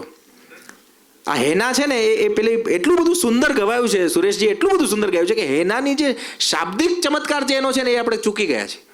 એટલે ત્યારે તમે સાંભળો ત્યારે તમને ખ્યાલ જ ના આવે કે આ માણસ આવું કહી ગયો છે. જિંદગીને હેના એવું પૂછનારો આ એકમાત્ર કવિ છે. અને ગુલઝારનો એમણે કહ્યું ને આમ અર્થ થાય ખીલેલો બાગ કે બગીચો, અને એનો એક અર્થ ગુલાબની શૈયા એવો પણ થાય. એટલે પોતાના નામ વિશે એમણે એક નઝમ કહી છે, नाम सोचा ही नहीं था है कि नहीं, नाम सोचा ही नहीं था है कि नहीं, अमा कहकर बुला लिया एक ने, एजी कहकर बुला लिया दूजे ने, अबे वो यार लोग कहते हैं. અબેઓની મુનશી અનવર હુસૈન તસ્લીમ એક જગ્યાએ એક શેરમાં લખે છે કે यूं पुकारे हैं मुझे कूचाओ जाना वाले. कूचाओ जाना એટલે પ્રેમિકાની ગલીઓ વાળા, એ બધા લોકો મને કેવી રીતે બોલાવે છે. यूं पुकारे हैं मुझे कूचाओ जाना वाले, इधर अबे वो चाक गरेबा वाले. तो अमा कहकर बुला लिया एक ने, एजी कहकर बुला लिया दूजे ने, अबे वो यार लोग कहते हैं. जो भी यूं जिस किसी के जी आया, उसने वैसे ही बस पुकार लिया. तुमने एक मोड़ पर अचानक जब मुझको गुलजार कह के दी आवाज, एक सीपी से खुल गया मोती, मुझको एक मानी मिल गया जैसे. મને અર્થ મળી ગયો. તે મને ગુલजार કહીને બોલાવ્યો તો મને જાણે અર્થ મળી ગયો. આહ, ये नाम खूबसूरत है, फिर मुझे नाम से बुलाओ तो, પાછું એકવાર બોલાવો તો. આ એવા શાયર છે જે રૂહથી શ્વાસ લે છે અને જિસ્મને ખોલી ઉતારીને ફેંકી દે છે. એવા કવિ જેનો ચાંદ પુખરાજનો છે, રાત પશ્મિનાની છે. ફિલ્મના ઉપર છેલ્લા ગીત મોટાભાગે સિચ્યુએશનના નામે વેચી નખાતા હોય છે. એ ગીતો એવા હોય છે કે જે મેલની જેમ હાથમાંથી મિનિટોમાં વહી જાય, પણ ગુલઝારના ગીત આંગળાની છાપ જેવા છે. એવી છાપ જે પેઢીઓ સુધી રહી જાય. અને એટલે જ તમે જુઓ આટલા દાયકાઓ પછી, લગભગ આ બંદીનીનું ગીત આવ્યું એના તો 6 દાયકા પછી પણ આજે આપણે ગુલઝારને એટલા જ પ્રેમથી મળી રહ્યા છીએ. એ પ્રેમની વાતો કરે તો એમ કે હાથ સે છૂકે ઇસે રિશ્તોं का इल्जाम न दो. ખામોશી 1969ની ફિલ્મ. हाथ से छूके इसे रिश्तों का इल्जाम न दो, प्यार को प्यार ही रहने दो, कोई नाम न दो. એને જરૂર જ નથી. આપણે ત્યાં કહે છે ને કે ટ્રુ લવ એમ, તો ટ્રુ લવ એવું તમે કહો છો ત્યારે તમે એવું અભિપ્રેત કરો છો કે ફોલ્સ લવ પણ હોય. પ્રેમ કાં તો હોય ને કાં ના હોય. પેલો દીક્ષિત દનકોરીનો શેર છે કે શેર અચ્છા બુરા નહીં હોતા. સારો શેર ને ખરાબ શેર ને એવું ના હોય. શેર અચ્છા બુરા નહીં હોતા, યા તો હોતા હૈ યા નહીં હોતા.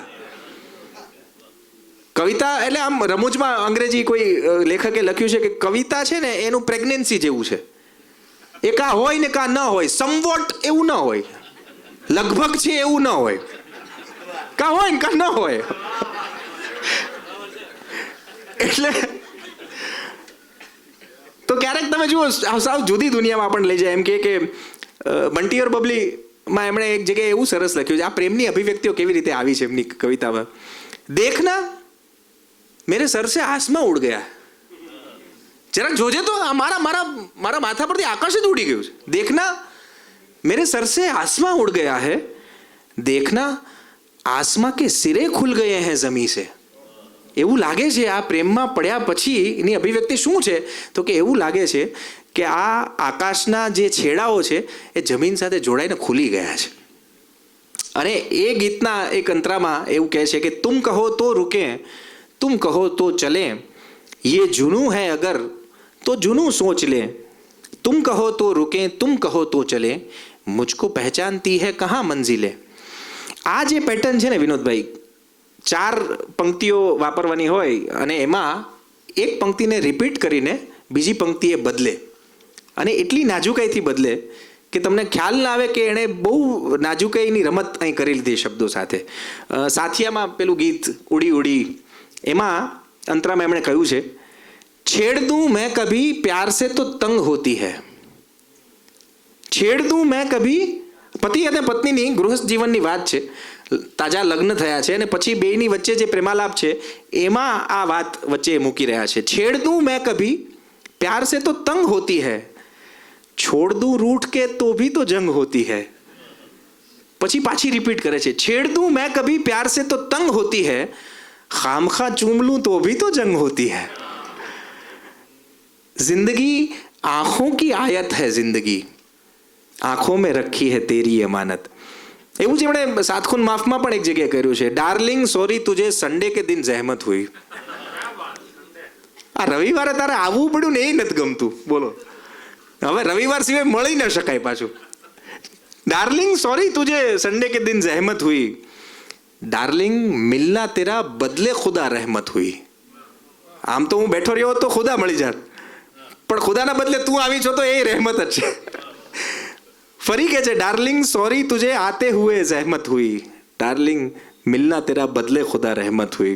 પ્રેમની વાત જ આમે બહુ નાજુક વાત છે, બહુ બારીક વાત ન હોય ને તો એ પ્રેમની વાત બનતી નથી, એ પછી એમાં વિદ્વતા આવી જાય છે.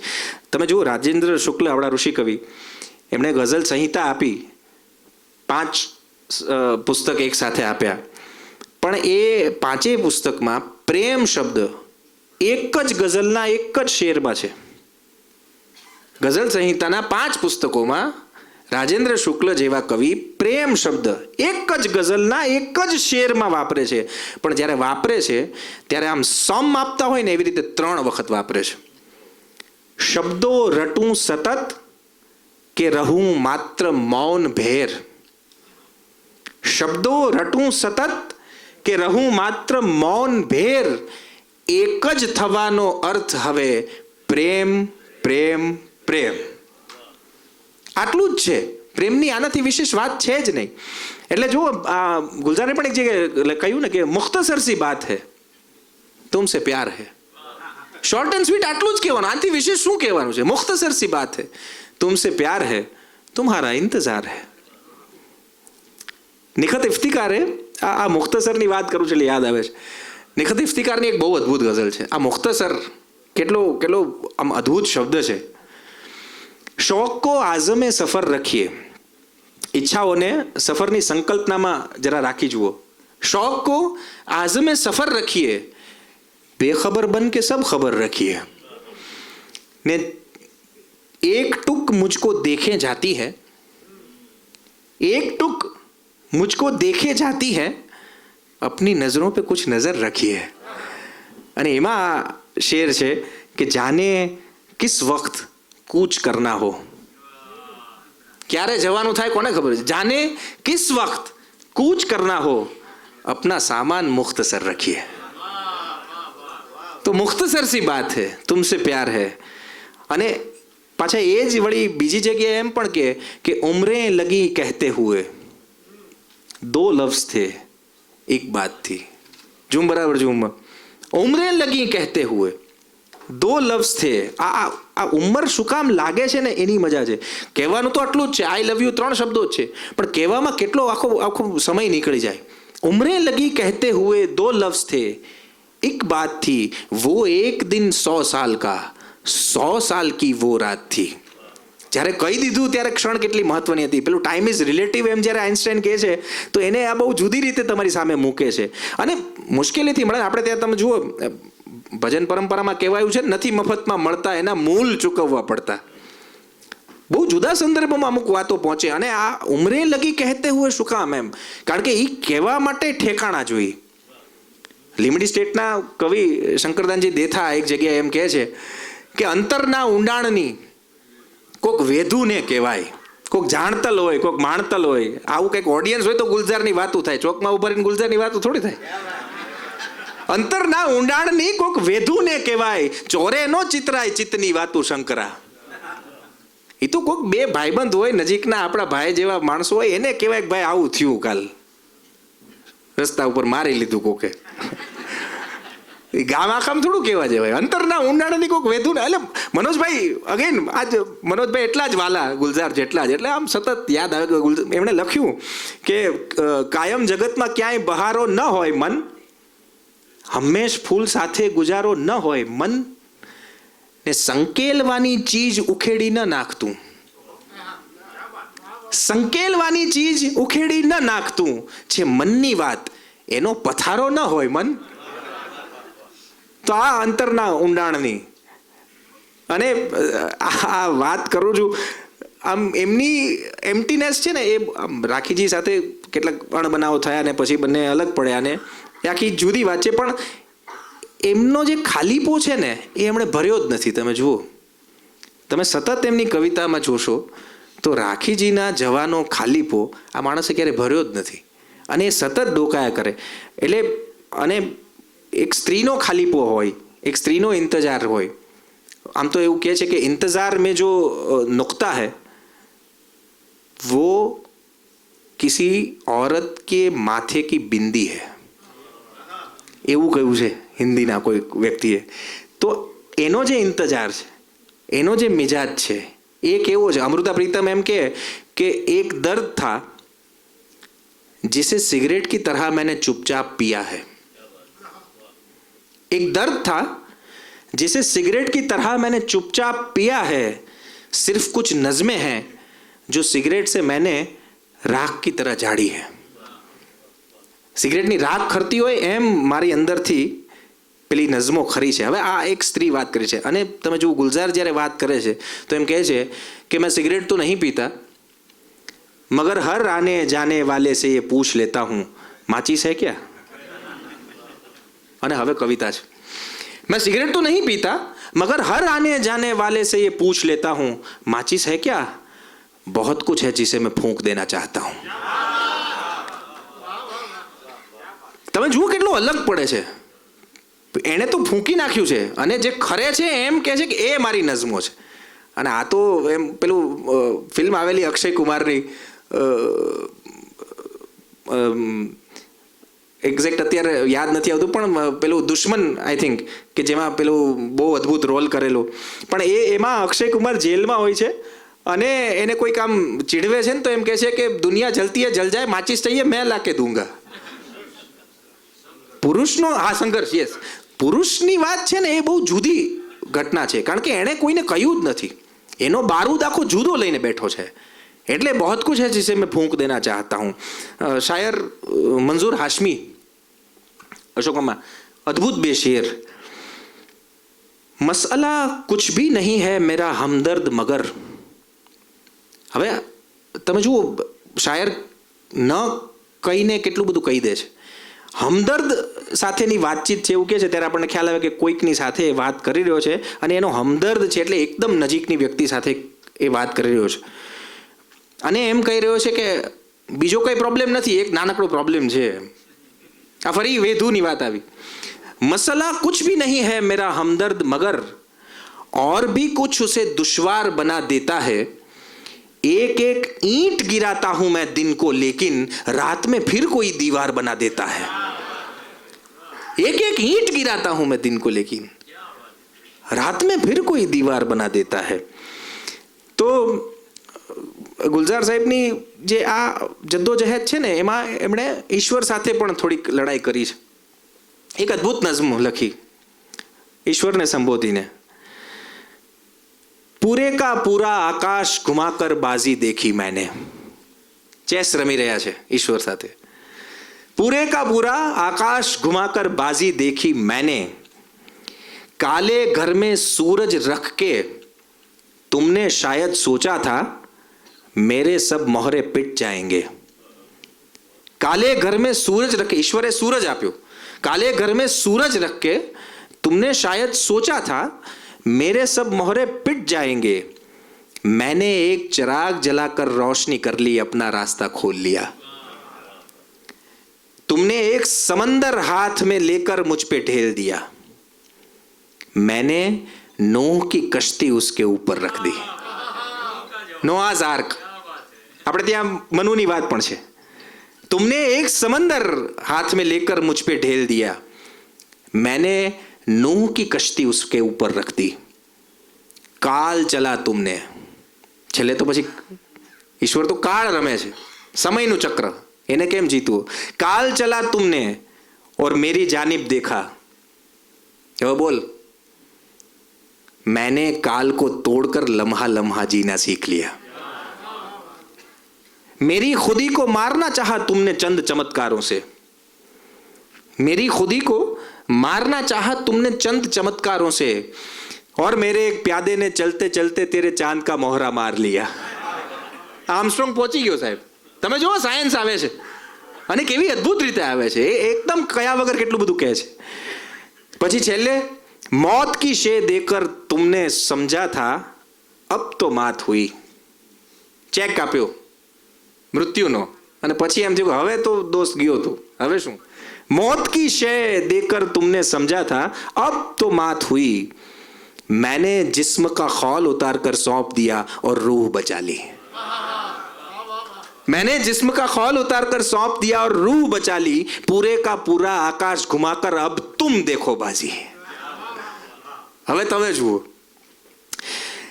તો આપણે વિશાલને પણ યાદ કર્યા, રહેમાનને પણ યાદ કર્યા. તો એક એવા અદ્ભુત સંગીતકાર જેના વગર ગુલઝારની વાત અધૂરી રહે એ છે પંચમદા, આર.ડી. બર્મન. પંચમ ગુલઝારને કહેતા કે જ્યારે પણ કોઈ ગીત કમ્પોઝ કરું છું ત્યારે એ કયા ગાયક ગાશે એ મારા મનમાં પહેલેથી હોય છે. લતાજી ગાશે કે રફી સાહેબ ગાશે.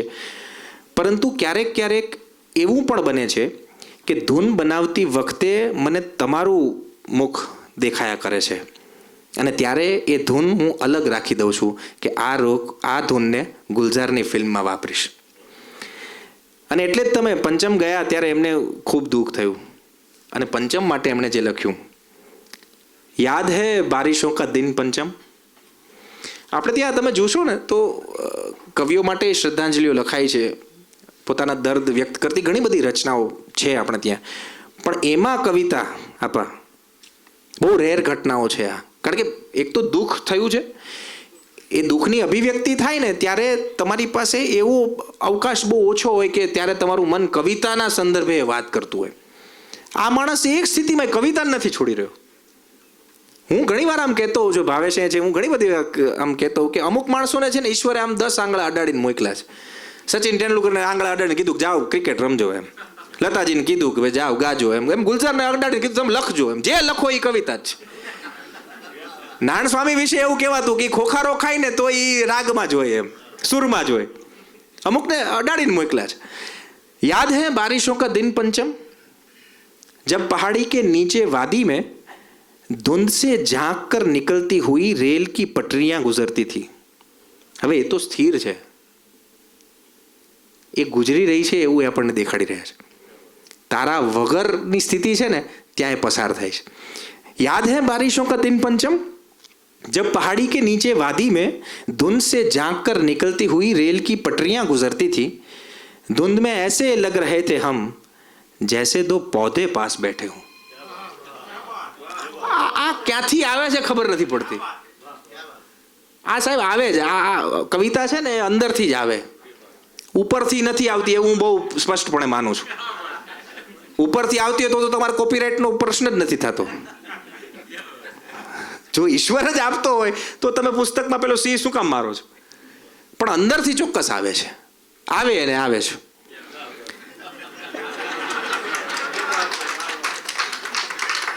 धुंध में ऐसे लग रहे थे दोनों जैसे दो पौधे पास बैठे हो. આ આપણે હિમભાઈ ને ફીરુભાઈના ફોટા જોવો ને ત્યારે તમને લાગે એટલી આત્મીયતા, મૂળ ભાવ આત્મીયતાનો છે કે આપણે બંને સાથે હોઈએ ત્યારે એમ લાગે છે કે આ બે ફ્લાવર પોટ્સ આજુબાજુમાં પોતાના ફૂલો લઈને બેઠા છે. हम बहुत देर तक वहाँ बैठे रहे, उस मुसाफिर का जिक्र करते रहे जिसको आना था पिछली शब. આ વેઇટિંગ ફોર ગોદો આવ્યું અહીં. સાહિત્યમાં કેટલું બધું, એટલે આ માણસ એટલો બધો લેયર્ડ છે કે તમે કેટલી પડતો ખોલો દર વખતે એની કવિતા પાસે જાઓ અને દર વખતે કંઈ જુદું મળે. અને હું હંમેશા કહેતો હોઉં છું, કવિતા વાંચી નાખવાની વસ્તુ નથી, વાંચે રાખવાની વસ્તુ છે. દરેક વખતે તમે જાઓ ને તમને એમ લાગે કે આ લેયરમાંથી કંઈક આજે જુદું અભિપ્રેત થાય છે. हम बहुत देर तक वहां बैठे उस मुसाफिर का जिक्र करते रहे जिसको आना था पिछली शब, लेकिन उसकी आमद का वक्त टलता रहा. एग्जैक्टली वेटिंग फॉर गोदो जो साहब. देर तक पटरियों पे बैठे हुए ट्रेन का इंतजार करते रहे. ट्रेन आई न उसका वक्त हुआ और तुम यूं ही 2 कदम चलकर धुंध पर पांव रख के चल भी दिए. मैं अकेला हूं धुंध में पंचम, मैं अकेला हूं धुंध में पंचम. આ પંચમદાને યાદ કરે છે. તમે વિચાર કરો કે આને શ્રદ્ધાંજલિ કઈ રીતે કહેવી.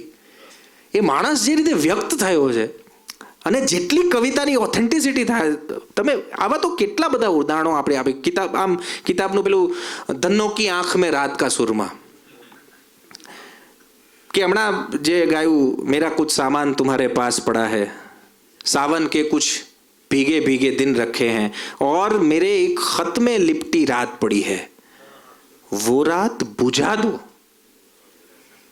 તમે આમ વિચારો ને તો દીવો રામ થાય, રાત રામ ન થાય. આ માણસ એમ કર્યો છે વો રાત બુઝા દો.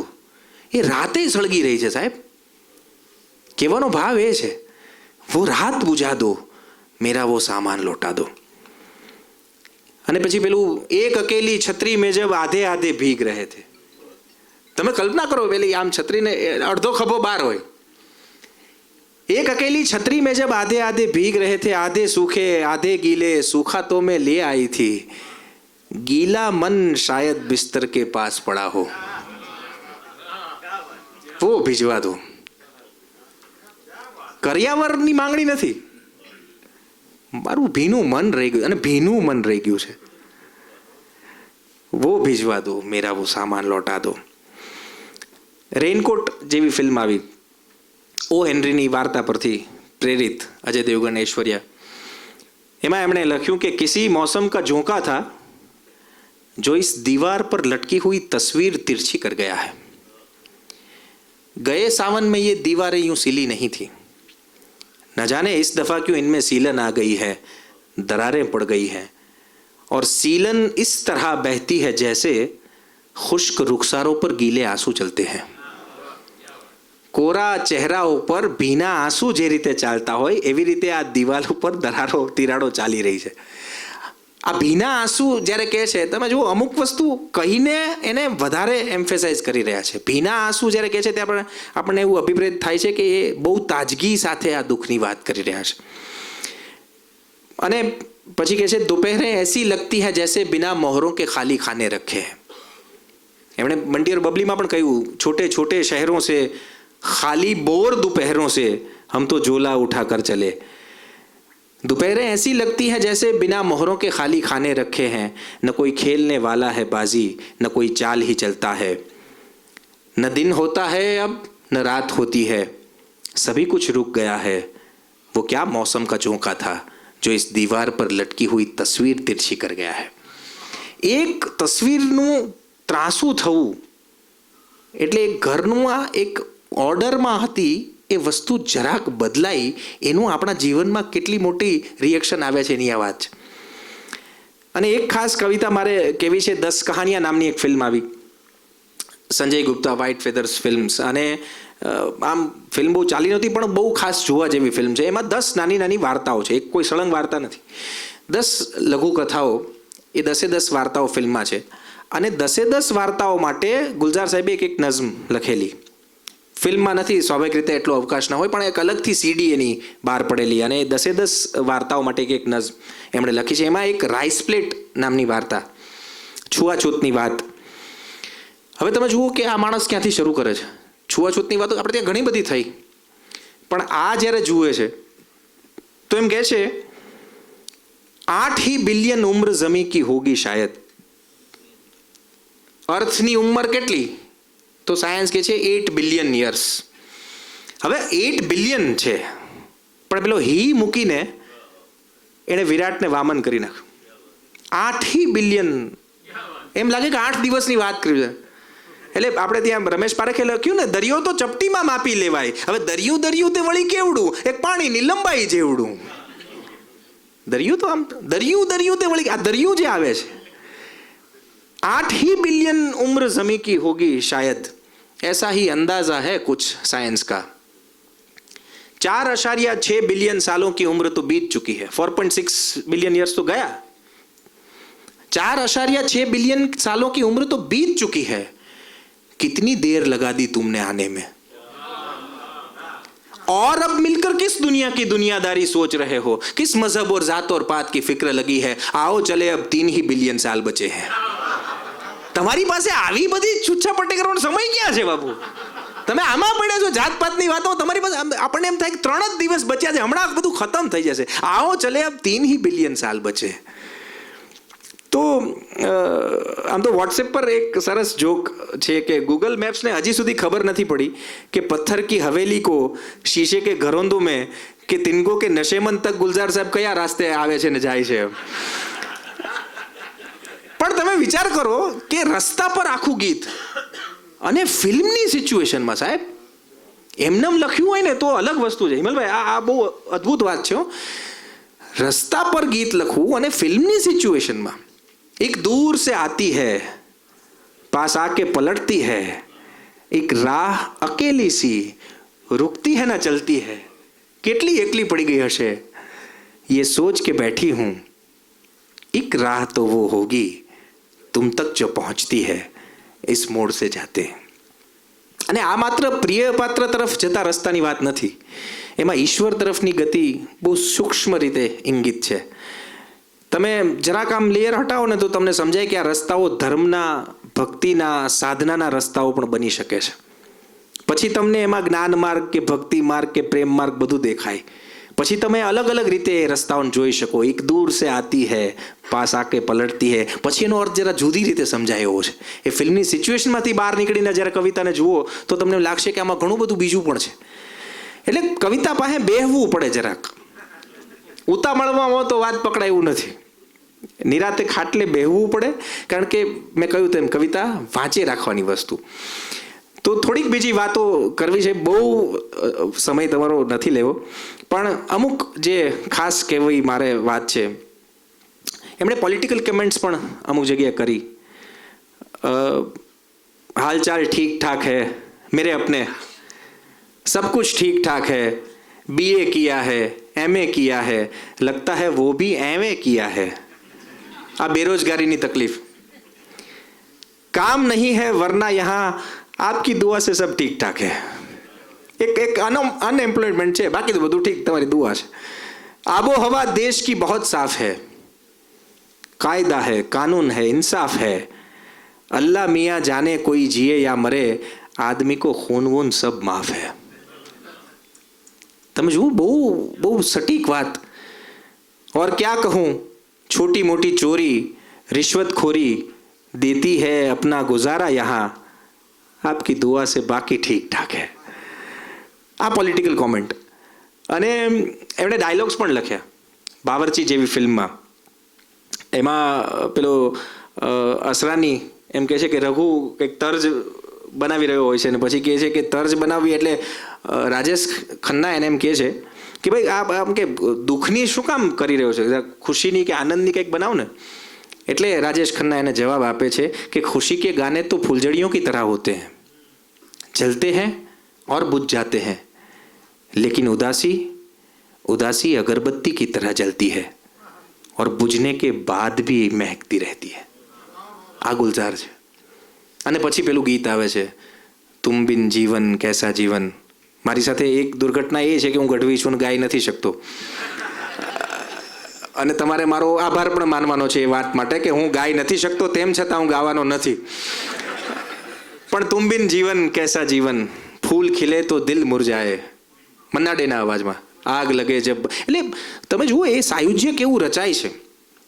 અમુક વખતે ડાયલોગ પછીનું ગીત એ પેલા ડાયલોગની એટલી બધી અસર લઈને આવતું હોય છે. ગાઈડમાં મને યાદ છે દેવાનંદ બેઠા હોય છે અને પેગ પી રહ્યા હોય છે અને પેલો નોકર આવે છે એટલે પૂછે છે ક્યાં વાત હે સર, આજ આપ અકેલે ही पी रहे हैं.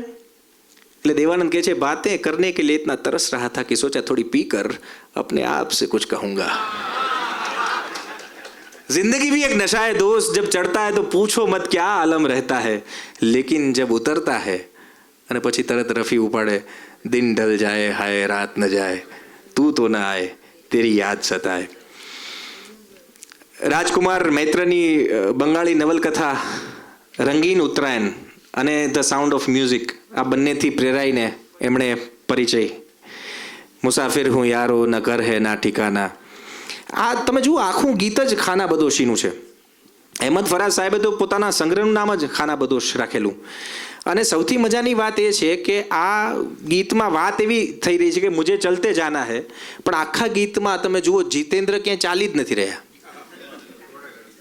એ બેઠા છે, ગાડી ચાલી રહી છે. વિઝ્યુઅલ ફ્રેમ્સ આખી કઈ રીતે કામ કરતી હોય છે એ બહુ જુદી રીતે ખબર પડે એવી વસ્તુ છે. દિનને હાથ થામ કર ઇધર બિઠા લિયા, રાતને ઇશારે સે ઉધર બુલા લિયા, સુબહ સે શામ સે મેરા દોસ્તાના. અને કેટલા બધા ગીતો મેં આમ એક કમ્પેરિઝન મને એટલે તુલનાની દ્રષ્ટિએ એવી રીતે નહીં કે ભાઈ આ કવિ નબળો છે કે આ કવિ સારો છે, પણ બે પોતાના સ્થાનના પોતાના કન્ટેમ્પરરી બે અદ્ભુત કવિઓ પોતપોતાની વાત કઈ શૈલીથી કહી રહ્યા હોય એનું એક નાનું ઉદાહરણ એટલા માટે આપું છું. જાવેદ અખ્તરે આ ભૂલવાની વાત એના પર લખ્યું, મેં ભૂલ જાઉં તુમ્हें अब यही मुनासिब है. એ જ યોગ્ય છે. હવે मैं भूल जाऊं तुम्हें अब यही मुनासिब है, मगर भुलाना भी चाहूं तो किस तरह भूलूं कि तुम तो फिर भी हकीकत हो कोई ख्वाब नहीं. આ ભૂલવું આમ તો પેલો એક અદ્ભુત શેર છે કે એક ઉમ્ર કી કોશિશ से भुला दी है तेरी याद, एक उम्र की कोशिश से भुला दी है तेरी याद, लेकिन अभी तक याद के साये नहीं जाते. સ્મરણો જતા રહ્યા પણ સ્મરણોના પડછાયા નથી જતા યાર. તો मैं भूल जाऊं तुम्हें अब यही मुनासिब है, मगर भुलाना भी चाहूं तो किस तरह भूलूं कि तुम तो फिर भी हकीकत हो कोई ख्वाब नहीं. यहाँ तो दिल का ये आलम है क्या कहूं कमबख्त, भुला सका ना ये वो सिलसिला जो था ही नहीं, वो एक ख्याल जो आवाज तक गया ही नहीं, वो एक बात जो मैं कह नहीं सका तुमसे, वो एक रब्त जो हम में कभी रहा ही नहीं, मुझे है याद वो सब जो कभी हुआ ही नहीं. સુરેશ દલાલે લખ્યું, તે જે નથી કહી તે બધી વાત યાદ છે, તે જે કહી એ વાતનું કોઈ સ્મરણ નથી. अगर ये हाल है दिल का तो कोई समझाए, तुम्हें बुलाना भी चाहूं तो किस तरह बोलूं कि तुम तो फिर भी हकीकत हो कोई ख्वाब नहीं. આ અખ્તર સાહેબ છે. અને હવે ગુલઝાર લખે છે, मैं कुछ कुछ भूलता जाता हूं अब तुझको, मैं कुछ कुछ भूलता जाता हूं अब तुझको, तेरा चेहरा भी धुंधलाने लगा है अब तखय्युल में, इमेजिनेशन में, और बदलने लग गया है अब वो सुबह शाम का मामूल शेड्यूल कि जिसमें तुझसे मिलने का भी एक मामूल शामिल था. तेरे खत आते रहते थे तो मुझको याद रहते थे तेरी आवाज के सुर भी, તારા પત્રો આવતા હતા તો મને તારા સુરની યાદી रहती थी. विचार तो करो, तेरे खत आते रहते थे तो मुझको याद रहते थे तेरी आवाज के सुर भी तेरी आवाज को कागज पे रख कर चाहा था मैंने कि पिन कर लूं. वो जैसे तितलियों के पर लगा लेता है कोई अपनी एल्बम में. तेरा वो बे को दबाकर बात करना वाव पर होठों का जल्ला गोल होकर घूम जाया करता था. तेरा वो बे को दबाकर बात करना वाव पर होठों का जल्ला गोल होकर घूम जाया करता था. बहुत दिन हो गए देखा नहीं ना खत मिला कोई. बहुत दिन हो गए सच्ची तेरी आवाज की बौछार में भीगा नहीं हूं मैं कुछ कुछ भूलता जाता हूं अब तुझको. અને છેલ્લે એક બે વાત લઈ લઉં. કેટલીક સાઉન્ડ ઇફેક્ટ્સ પણ એમણે વારંવાર યોજી છે. તમે રુદાલી યાદ કરો તો આમ સામાન્ય રીતે દિલ ધક ધક કરે, પણ આ કહે છે દિલ હૂમ હૂમ કરે. મેં કહ્યું ને, ફિલ્મમાં આપણે જ્યારે સાંભળીએ છીએ ને એ ગીતને આપણે જ્યારે મ્યુઝિક સાથે સાંભળીએ છીએ અને કમ્પોઝિશન્સને સાંભળીએ છીએ ત્યારે અમુક આપણને ખ્યાલ જ નથી રહેતો કે આ માણસ આવું અદ્ભુત કામ કરી ગયો છે. અને એવું જ ઓમકારામાં પણ એમણે કર્યું. ઓમકારાનું જે ઇન્ટ્રોડક્શન છે એમાં એમણે લખ્યું ધૂમ ધૂમ ધડમ ધડૈયા રે સબસે બડે લડૈયા રે ઓમકારા. આ ધૂમ ધૂમ ધડમ ધડૈયા રે એ જે સાઉન્ડ ઇફેક્ટ ઊભી થાય છે એના લીધે પેલું પાત્ર આખું જુદી રીતે ઉપસીને આવે છે. એક आंखों पर कुछ ऐसे तुमने जुल्फ गिरा दी है बेचारे से कुछ ख्वाबों की नींद उड़ा दी है. ગઝલનો મિજાજ એ વારંવાર લઈ આવ્યા છે ગીતોમાં. અને સપનાની વાત પેલું મયુર અંજારિયા લખે છે ને કે સપના ઉગી નીકળે તો વાવ્યા કહેવાય, નહીતર દાટ્યા કહેવાય. બેચારે સે કુછ ખ્વાબોं की नींद उड़ा दी है. અને એક આમ તો ઘણું બધું છે પણ છેલ્લી એક વાત, એમણે જે શૃંગાર એક જગ્યાએ લખ્યો છે, जिया जले जहाँ जले नैनो तले धुआं चले. આમ તમે જુઓ તો એ અગેન દિલ સે એટલે રહેમાન છે. અને એ જ રહેમાન રોજામાં પણ છે. ત્યાં પણ એક શૃંગારનું ગીત હતું, પણ રૂકમણીની જે શબ્દાવલી છે એ ક્યાંક વલ્ગારિટીની નજીક જાય છે.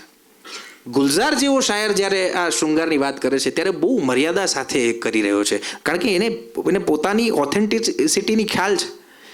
આવો અદ્ભુત કવિ જ્યારે વાત કરતો હોય ત્યારે એણે પેલી મર્યાદાને લાંઘવાની નથી.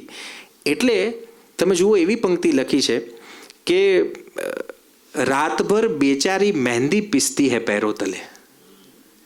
આ જે વાત કરી રહ્યો છે એટલે મને એમ થાય કે આપણે લોક સાહિત્યમાં એક દુહો છે, અને એકમાત્ર કદાચ એવો દુહો છે કે જેના પહેલા બે ચરણમાં શૌર્ય રસ છે અને પછી બે જે પંક્તિઓ આવે છે પછીના બે ચરણ એમાં શૃંગાર છે. કી સહિયા સેલ ધમંકા કી સહિયા ગજદંત. પતિ લડવા માટે ગયો અને ત્યાં પત્નીને એને દુહો કહી રહી છે કે તે ત્યાં જઈને આ યુદ્ધમાં કેવી રીતે આ ગજદંત સહન કર્યા હશે, કેવી રીતે ભાલાઓ અને તીરને સહન કર્યા હશે, મને વિચાર આવે છે.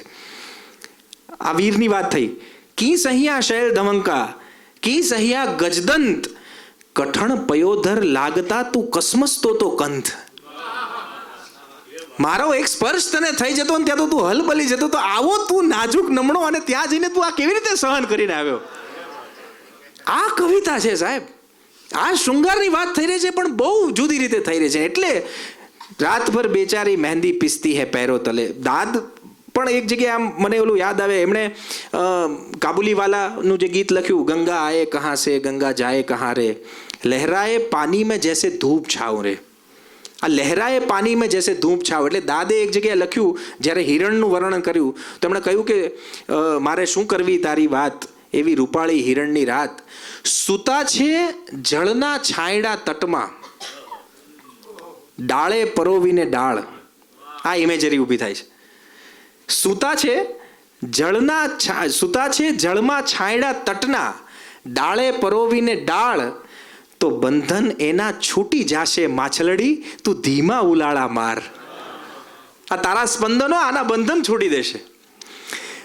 અને એક છેલ્લી વાત, આ ખામોશીમાં એમણે આમ તો કહ્યું, એમના કેટલા બધા ગીતો એવા છે કે જેને ક્યારેક વિવાદોય કર્યા, પણ હમને દેખી હે ઉન આંખોં કી મહેકતી ખુશ્બુ. વિવાદો એ અર્થમાં કહી રહ્યો છું કે જ્યારે માણસો કવિતા સુધી ન પહોંચ્યા, બીડી જલાઈ લે વિષય કેટલાકે એવું કહેલું કે આ પ્રકારનું ગીત કેવી રીતે હોય એમ, ત્યારે ગુલજારે એવો જવાબ આપેલો કે આ તો જાવેદ અખ્તરને પણ બહુ ગમે છે. આનાથી સુંદર શું જવાબ આપો? અને જાવેદ અખ્તરે સાહેબ ત્યાં સુધી કહ્યું છે કે હું જ્યારે આ ગીત સાંભળું છું ને મને બહુ ઈર્ષા થાય છે કે ગુલજારે જે ગીત આ લખ્યું છે એને સાંભળો તો તમને એમ લાગે કે આ કોઈ ફિલ્મ લિરિસિસ્ટે લખેલું ગીત નથી, આ વર્ષોથી ગવાતું કોઈ લોકગીત છે. બીડી જલાઈ લે જીગર સે પિયા, તો આ જ્યારે આવેલી પંક્તિ હમને દેખી હે ઉન આંખોं की महकती खुशबू, ત્યારે બધાને બહુ એમ થયેલું કે આંખોની ખુશ્બુની પછી દેખાય. પણ એ જ ગુલજાર છે જ્યાં તમે વિચારવાનું બંધ કરો છો ત્યાંથી તો હજી એ કક્કો માંડી રહ્યા છે. કલ્પના તો બહુ દૂરની વાત છે. તો એક એ વાત એક બહુ ગમતી નાનકડી કવિતા એ કહીને પછી અંત તરફ જવું. સંજુભાઈનું એક ગીત છે, સંજુવાળાનું. બેવડ વળીને કોઈ ખૂણામાં ઊંધ મૂંધ સૂતું હો અંધારું, ઘરમાં તો એવું પણ હોય. બેવડ વળીને કોઈ ખૂણામાં ઊંધ મૂંધ સૂતું હો અંધારું, ઘરમાં તો એવું પણ હોય. તું ધારે ચકલીની લોહી જાણ ચાચ વિશે, કાચ વિશે હું ધારું, ઘરમાં તો એવું પણ હોય. અને મોભાદાર પહેરવેશ પહેરીને બેઠેલા દીવાનું સ્થાન હોય નક્કી. મોભાદાર પહેરવેશ પહેરીને બેઠેલા દીવાનું સ્થાન હોય નક્કી. અજવાળું ઓરડામાં આમ તેમ ફર્યા કરે જાણે કોઈ વૃદ્ધ હોય જક્કી. આ મોભાદાર પહેરવેશ પહેરીને બેઠેલા દીવાનું સ્થાન હોય નક્કી. તમે જુઓ ગુલજાર એમ કહે છે, ન આને કી आहट न जाने की टोह मिलती है, कब आते हो कब जाते हो. इमली का ये पेड़ हवा में हिलता है तो ईंटों की दीवार पे परछाई का छींटा पड़ता है. इमली का ये पेड़ हवा में हिलता है तो ईंटों की दीवार पे परछाई का छींटा पड़ता है और जज्ब हो जाता है जैसे सूखी मट्टी पे कोई पानी के कतरे फेंक गया हो. धीरे धीरे आंगन में फिर धूप सिसकती रहती है, कब आते हो कब जाते हो. અને હવે પેલી દીવાવાળી વાત કે બંધ કમરે में कभी कभी जब दिए की लौ हिल जाती है तो एक बड़ा सा साया मुझको घूंट घूंट पीने लगता है. आ मारो પડછાયો. बंद कमरे में कभी कभी जब दिए की लौ हिल जाती है तो एक बड़ा सा साया मुझको घूंट घूंट पीने लगता है. आंखें मुझसे दूर बैठकर मुझको देखा करती है, आंखें मुझसे दूर बैठकर मुझको देखा करती है. कब आते हो कब जाते हो, दिन में कितनी बार मुझे तुम याद आते हो. તો મોભાદાર પહેરવેશ પહેરીને બેઠેલા દીવાનું સ્થાન હોય નક્કી. અજવાળું ઓરડામાં આમ તેમ ફર્યા કરે જાણે કોઈ વૃદ્ધ હોય જક્કી. ને સૌને પોતાના ગીત હોય, તેમ છતાં ગણગણવું સૌનું સહિયારું. ઘરમાં તો એવું પણ હોય. તું જાણે ચકલીની લોહી જાણ ચાચ વિશે કાચ વિશે હું ધારું, ઘરમાં તો એવું પણ હોય.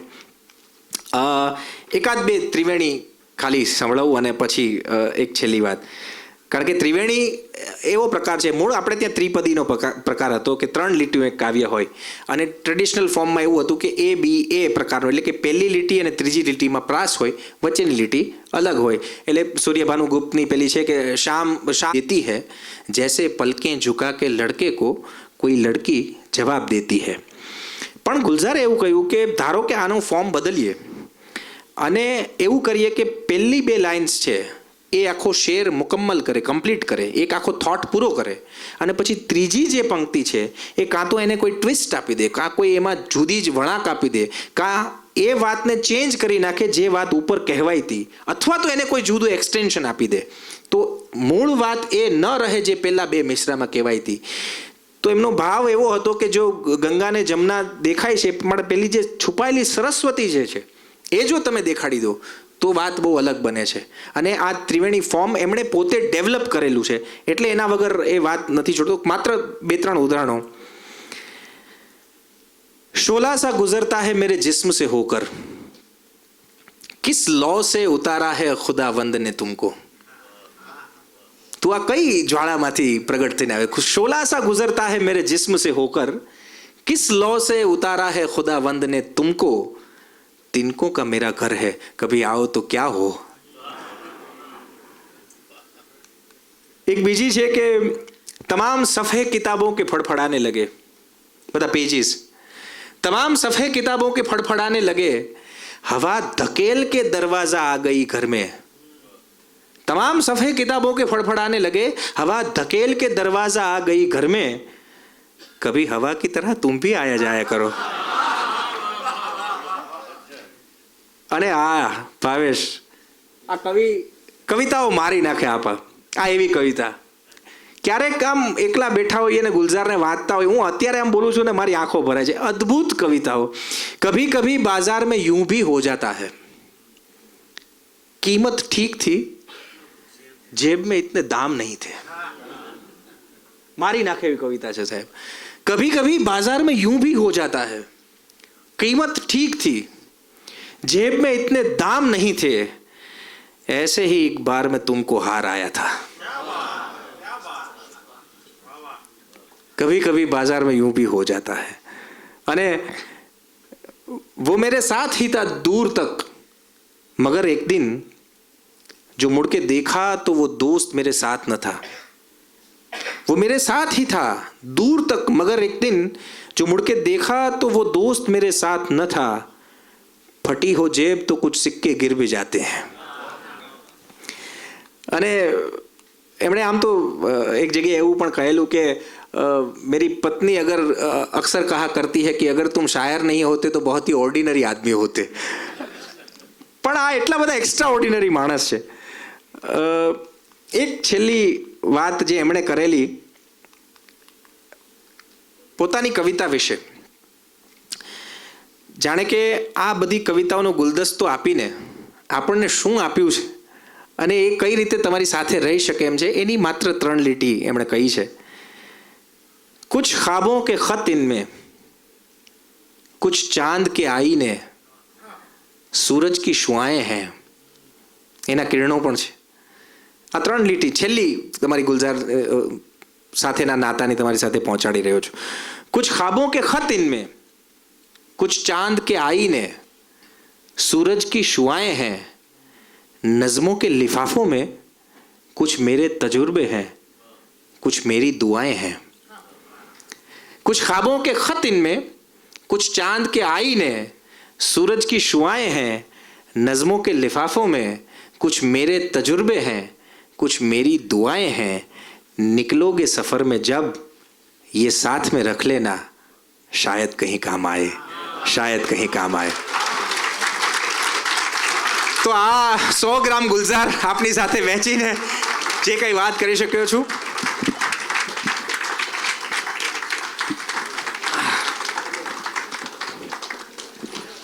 માત્ર ધન્યવાદ પ્રગટ કરું છું. એમણે શરૂઆતમાં પરેશભાઈએ જે પરિચય આપ્યો ને ત્યારે હું આપાને કહેતો હતો કે મારો એક લીટીનો પરિચય માત્ર એટલો જ છે કે પ્રિય મોરારી બાપુ મને ક્યારેક યાદ કરી લે છે અને કથામાંથી મારી કવિતા બોલી દે છે. આનાથી વિશેષ મારો કોઈ પરિચય નથી. આપ સૌનો પ્રેમ એ જ મારો પરિચય છે. ફરી ફરી આવવાનું ગમે છે. આજે આપે સૌએ આટલી સુંદર રીતે આટલા પ્રેમથી મને સાંભળ્યો. બહુ ધન્યવાદ પ્રગટ કરું છું હિમલભાઈ, પરેશભાઈ, બધી આપણી આખી ટીમ, કવિતા કક્ષ અને આપ સૌ અહીંયા હાજર રહ્યા મને સાંભળવા માટે. Thank you so much, thank you so much. જય માતાજી.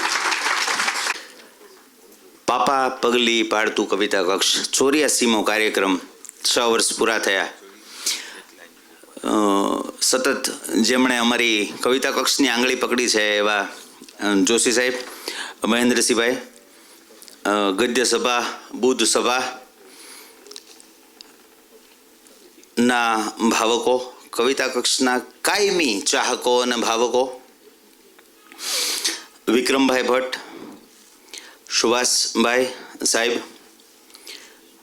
કવિ ભાર્ગવભાઈ, ભાવેશભાઈ, અશોક મામાનું નામ હમણાં લો, મુકેશભાઈ, અમેરિકાથી ખાસ ઉપસ્થિત Jayantbhai Rajguru, Rakshaben Bhatt, Nareshbhai, Jayeshbhai Dave, Ketanbhai Doshi, doctor Hareshbhai Shah, doctor Kaushikbhai Bhatt, RJ Mahi, doctor Kishorbhai Vaghela, doctor Mahavirsinh Jadeja, doctor Pravinbhai Viradiya, doctor Piyushbhai Andhariya, doctor Nilaybhai Mehta.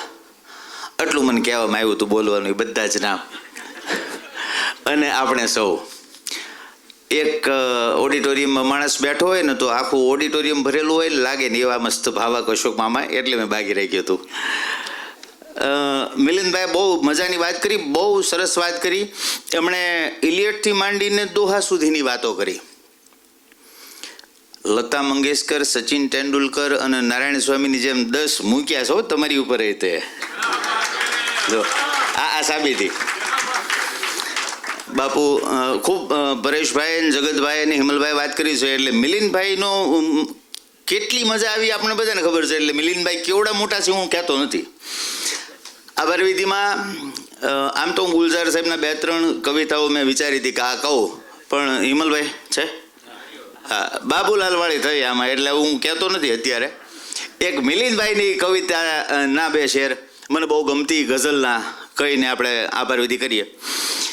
खुदा से और एक बाजी गंवा के लौट आया हूँ, खुदा से और एक बाजी गंवा के लौट आया हूँ, मैं अपने आखिरी पत्ते बिछा के लौट आया हूँ, मैं अपने आखिरी पत्ते बिछा के लौट आया हूँ, और सुना है वहाँ खामोशियों की बाढ़ आई है, सुना है वहाँ खामोशियों की बाढ़ आई है, जहाँ कल रात मैं गज़लें सुना के लौट आया हूँ. Thank you. મિલિંદભાઈની ગઝલથી આભાર માનું છું. મિલિંદભાઈ ખરેખર ખૂબ મજા આવી હતી. કવિતા કક્ષ અને ભાવનગરના તમામ સાહિત્ય પ્રેમીઓ વતી તમારો હૃદયપૂર્વક ખૂબ ખૂબ આભાર. એક વાત એમણે ના પાડી છતાંય મારે કહેવી છે, સારી વસ્તુનો ચેપ લાગે નહીં જરૂરી છે, એટલા માટે કહું છું. ઘણા સમયથી કવિતા કક્ષે એવું ધારતું હતું કે મિલિંદભાઈ ગુલઝાર સાહેબનો કાર્યક્રમ કરે. મિલિંદભાઈ પોતે આવવા માગતા હતા, એ આજ આવ્યા છે, આપણી વચ્ચે છે, અને 1 પણ રૂપિયાનો ખર્ચ એમણે કવિતા કક્ષ ઉપર નાખ્યો નથી, પ્રવાસ પુરસ્કાર કોઈ પણ વસ્તુનો. Thank you again Milindbhai, thank you very much.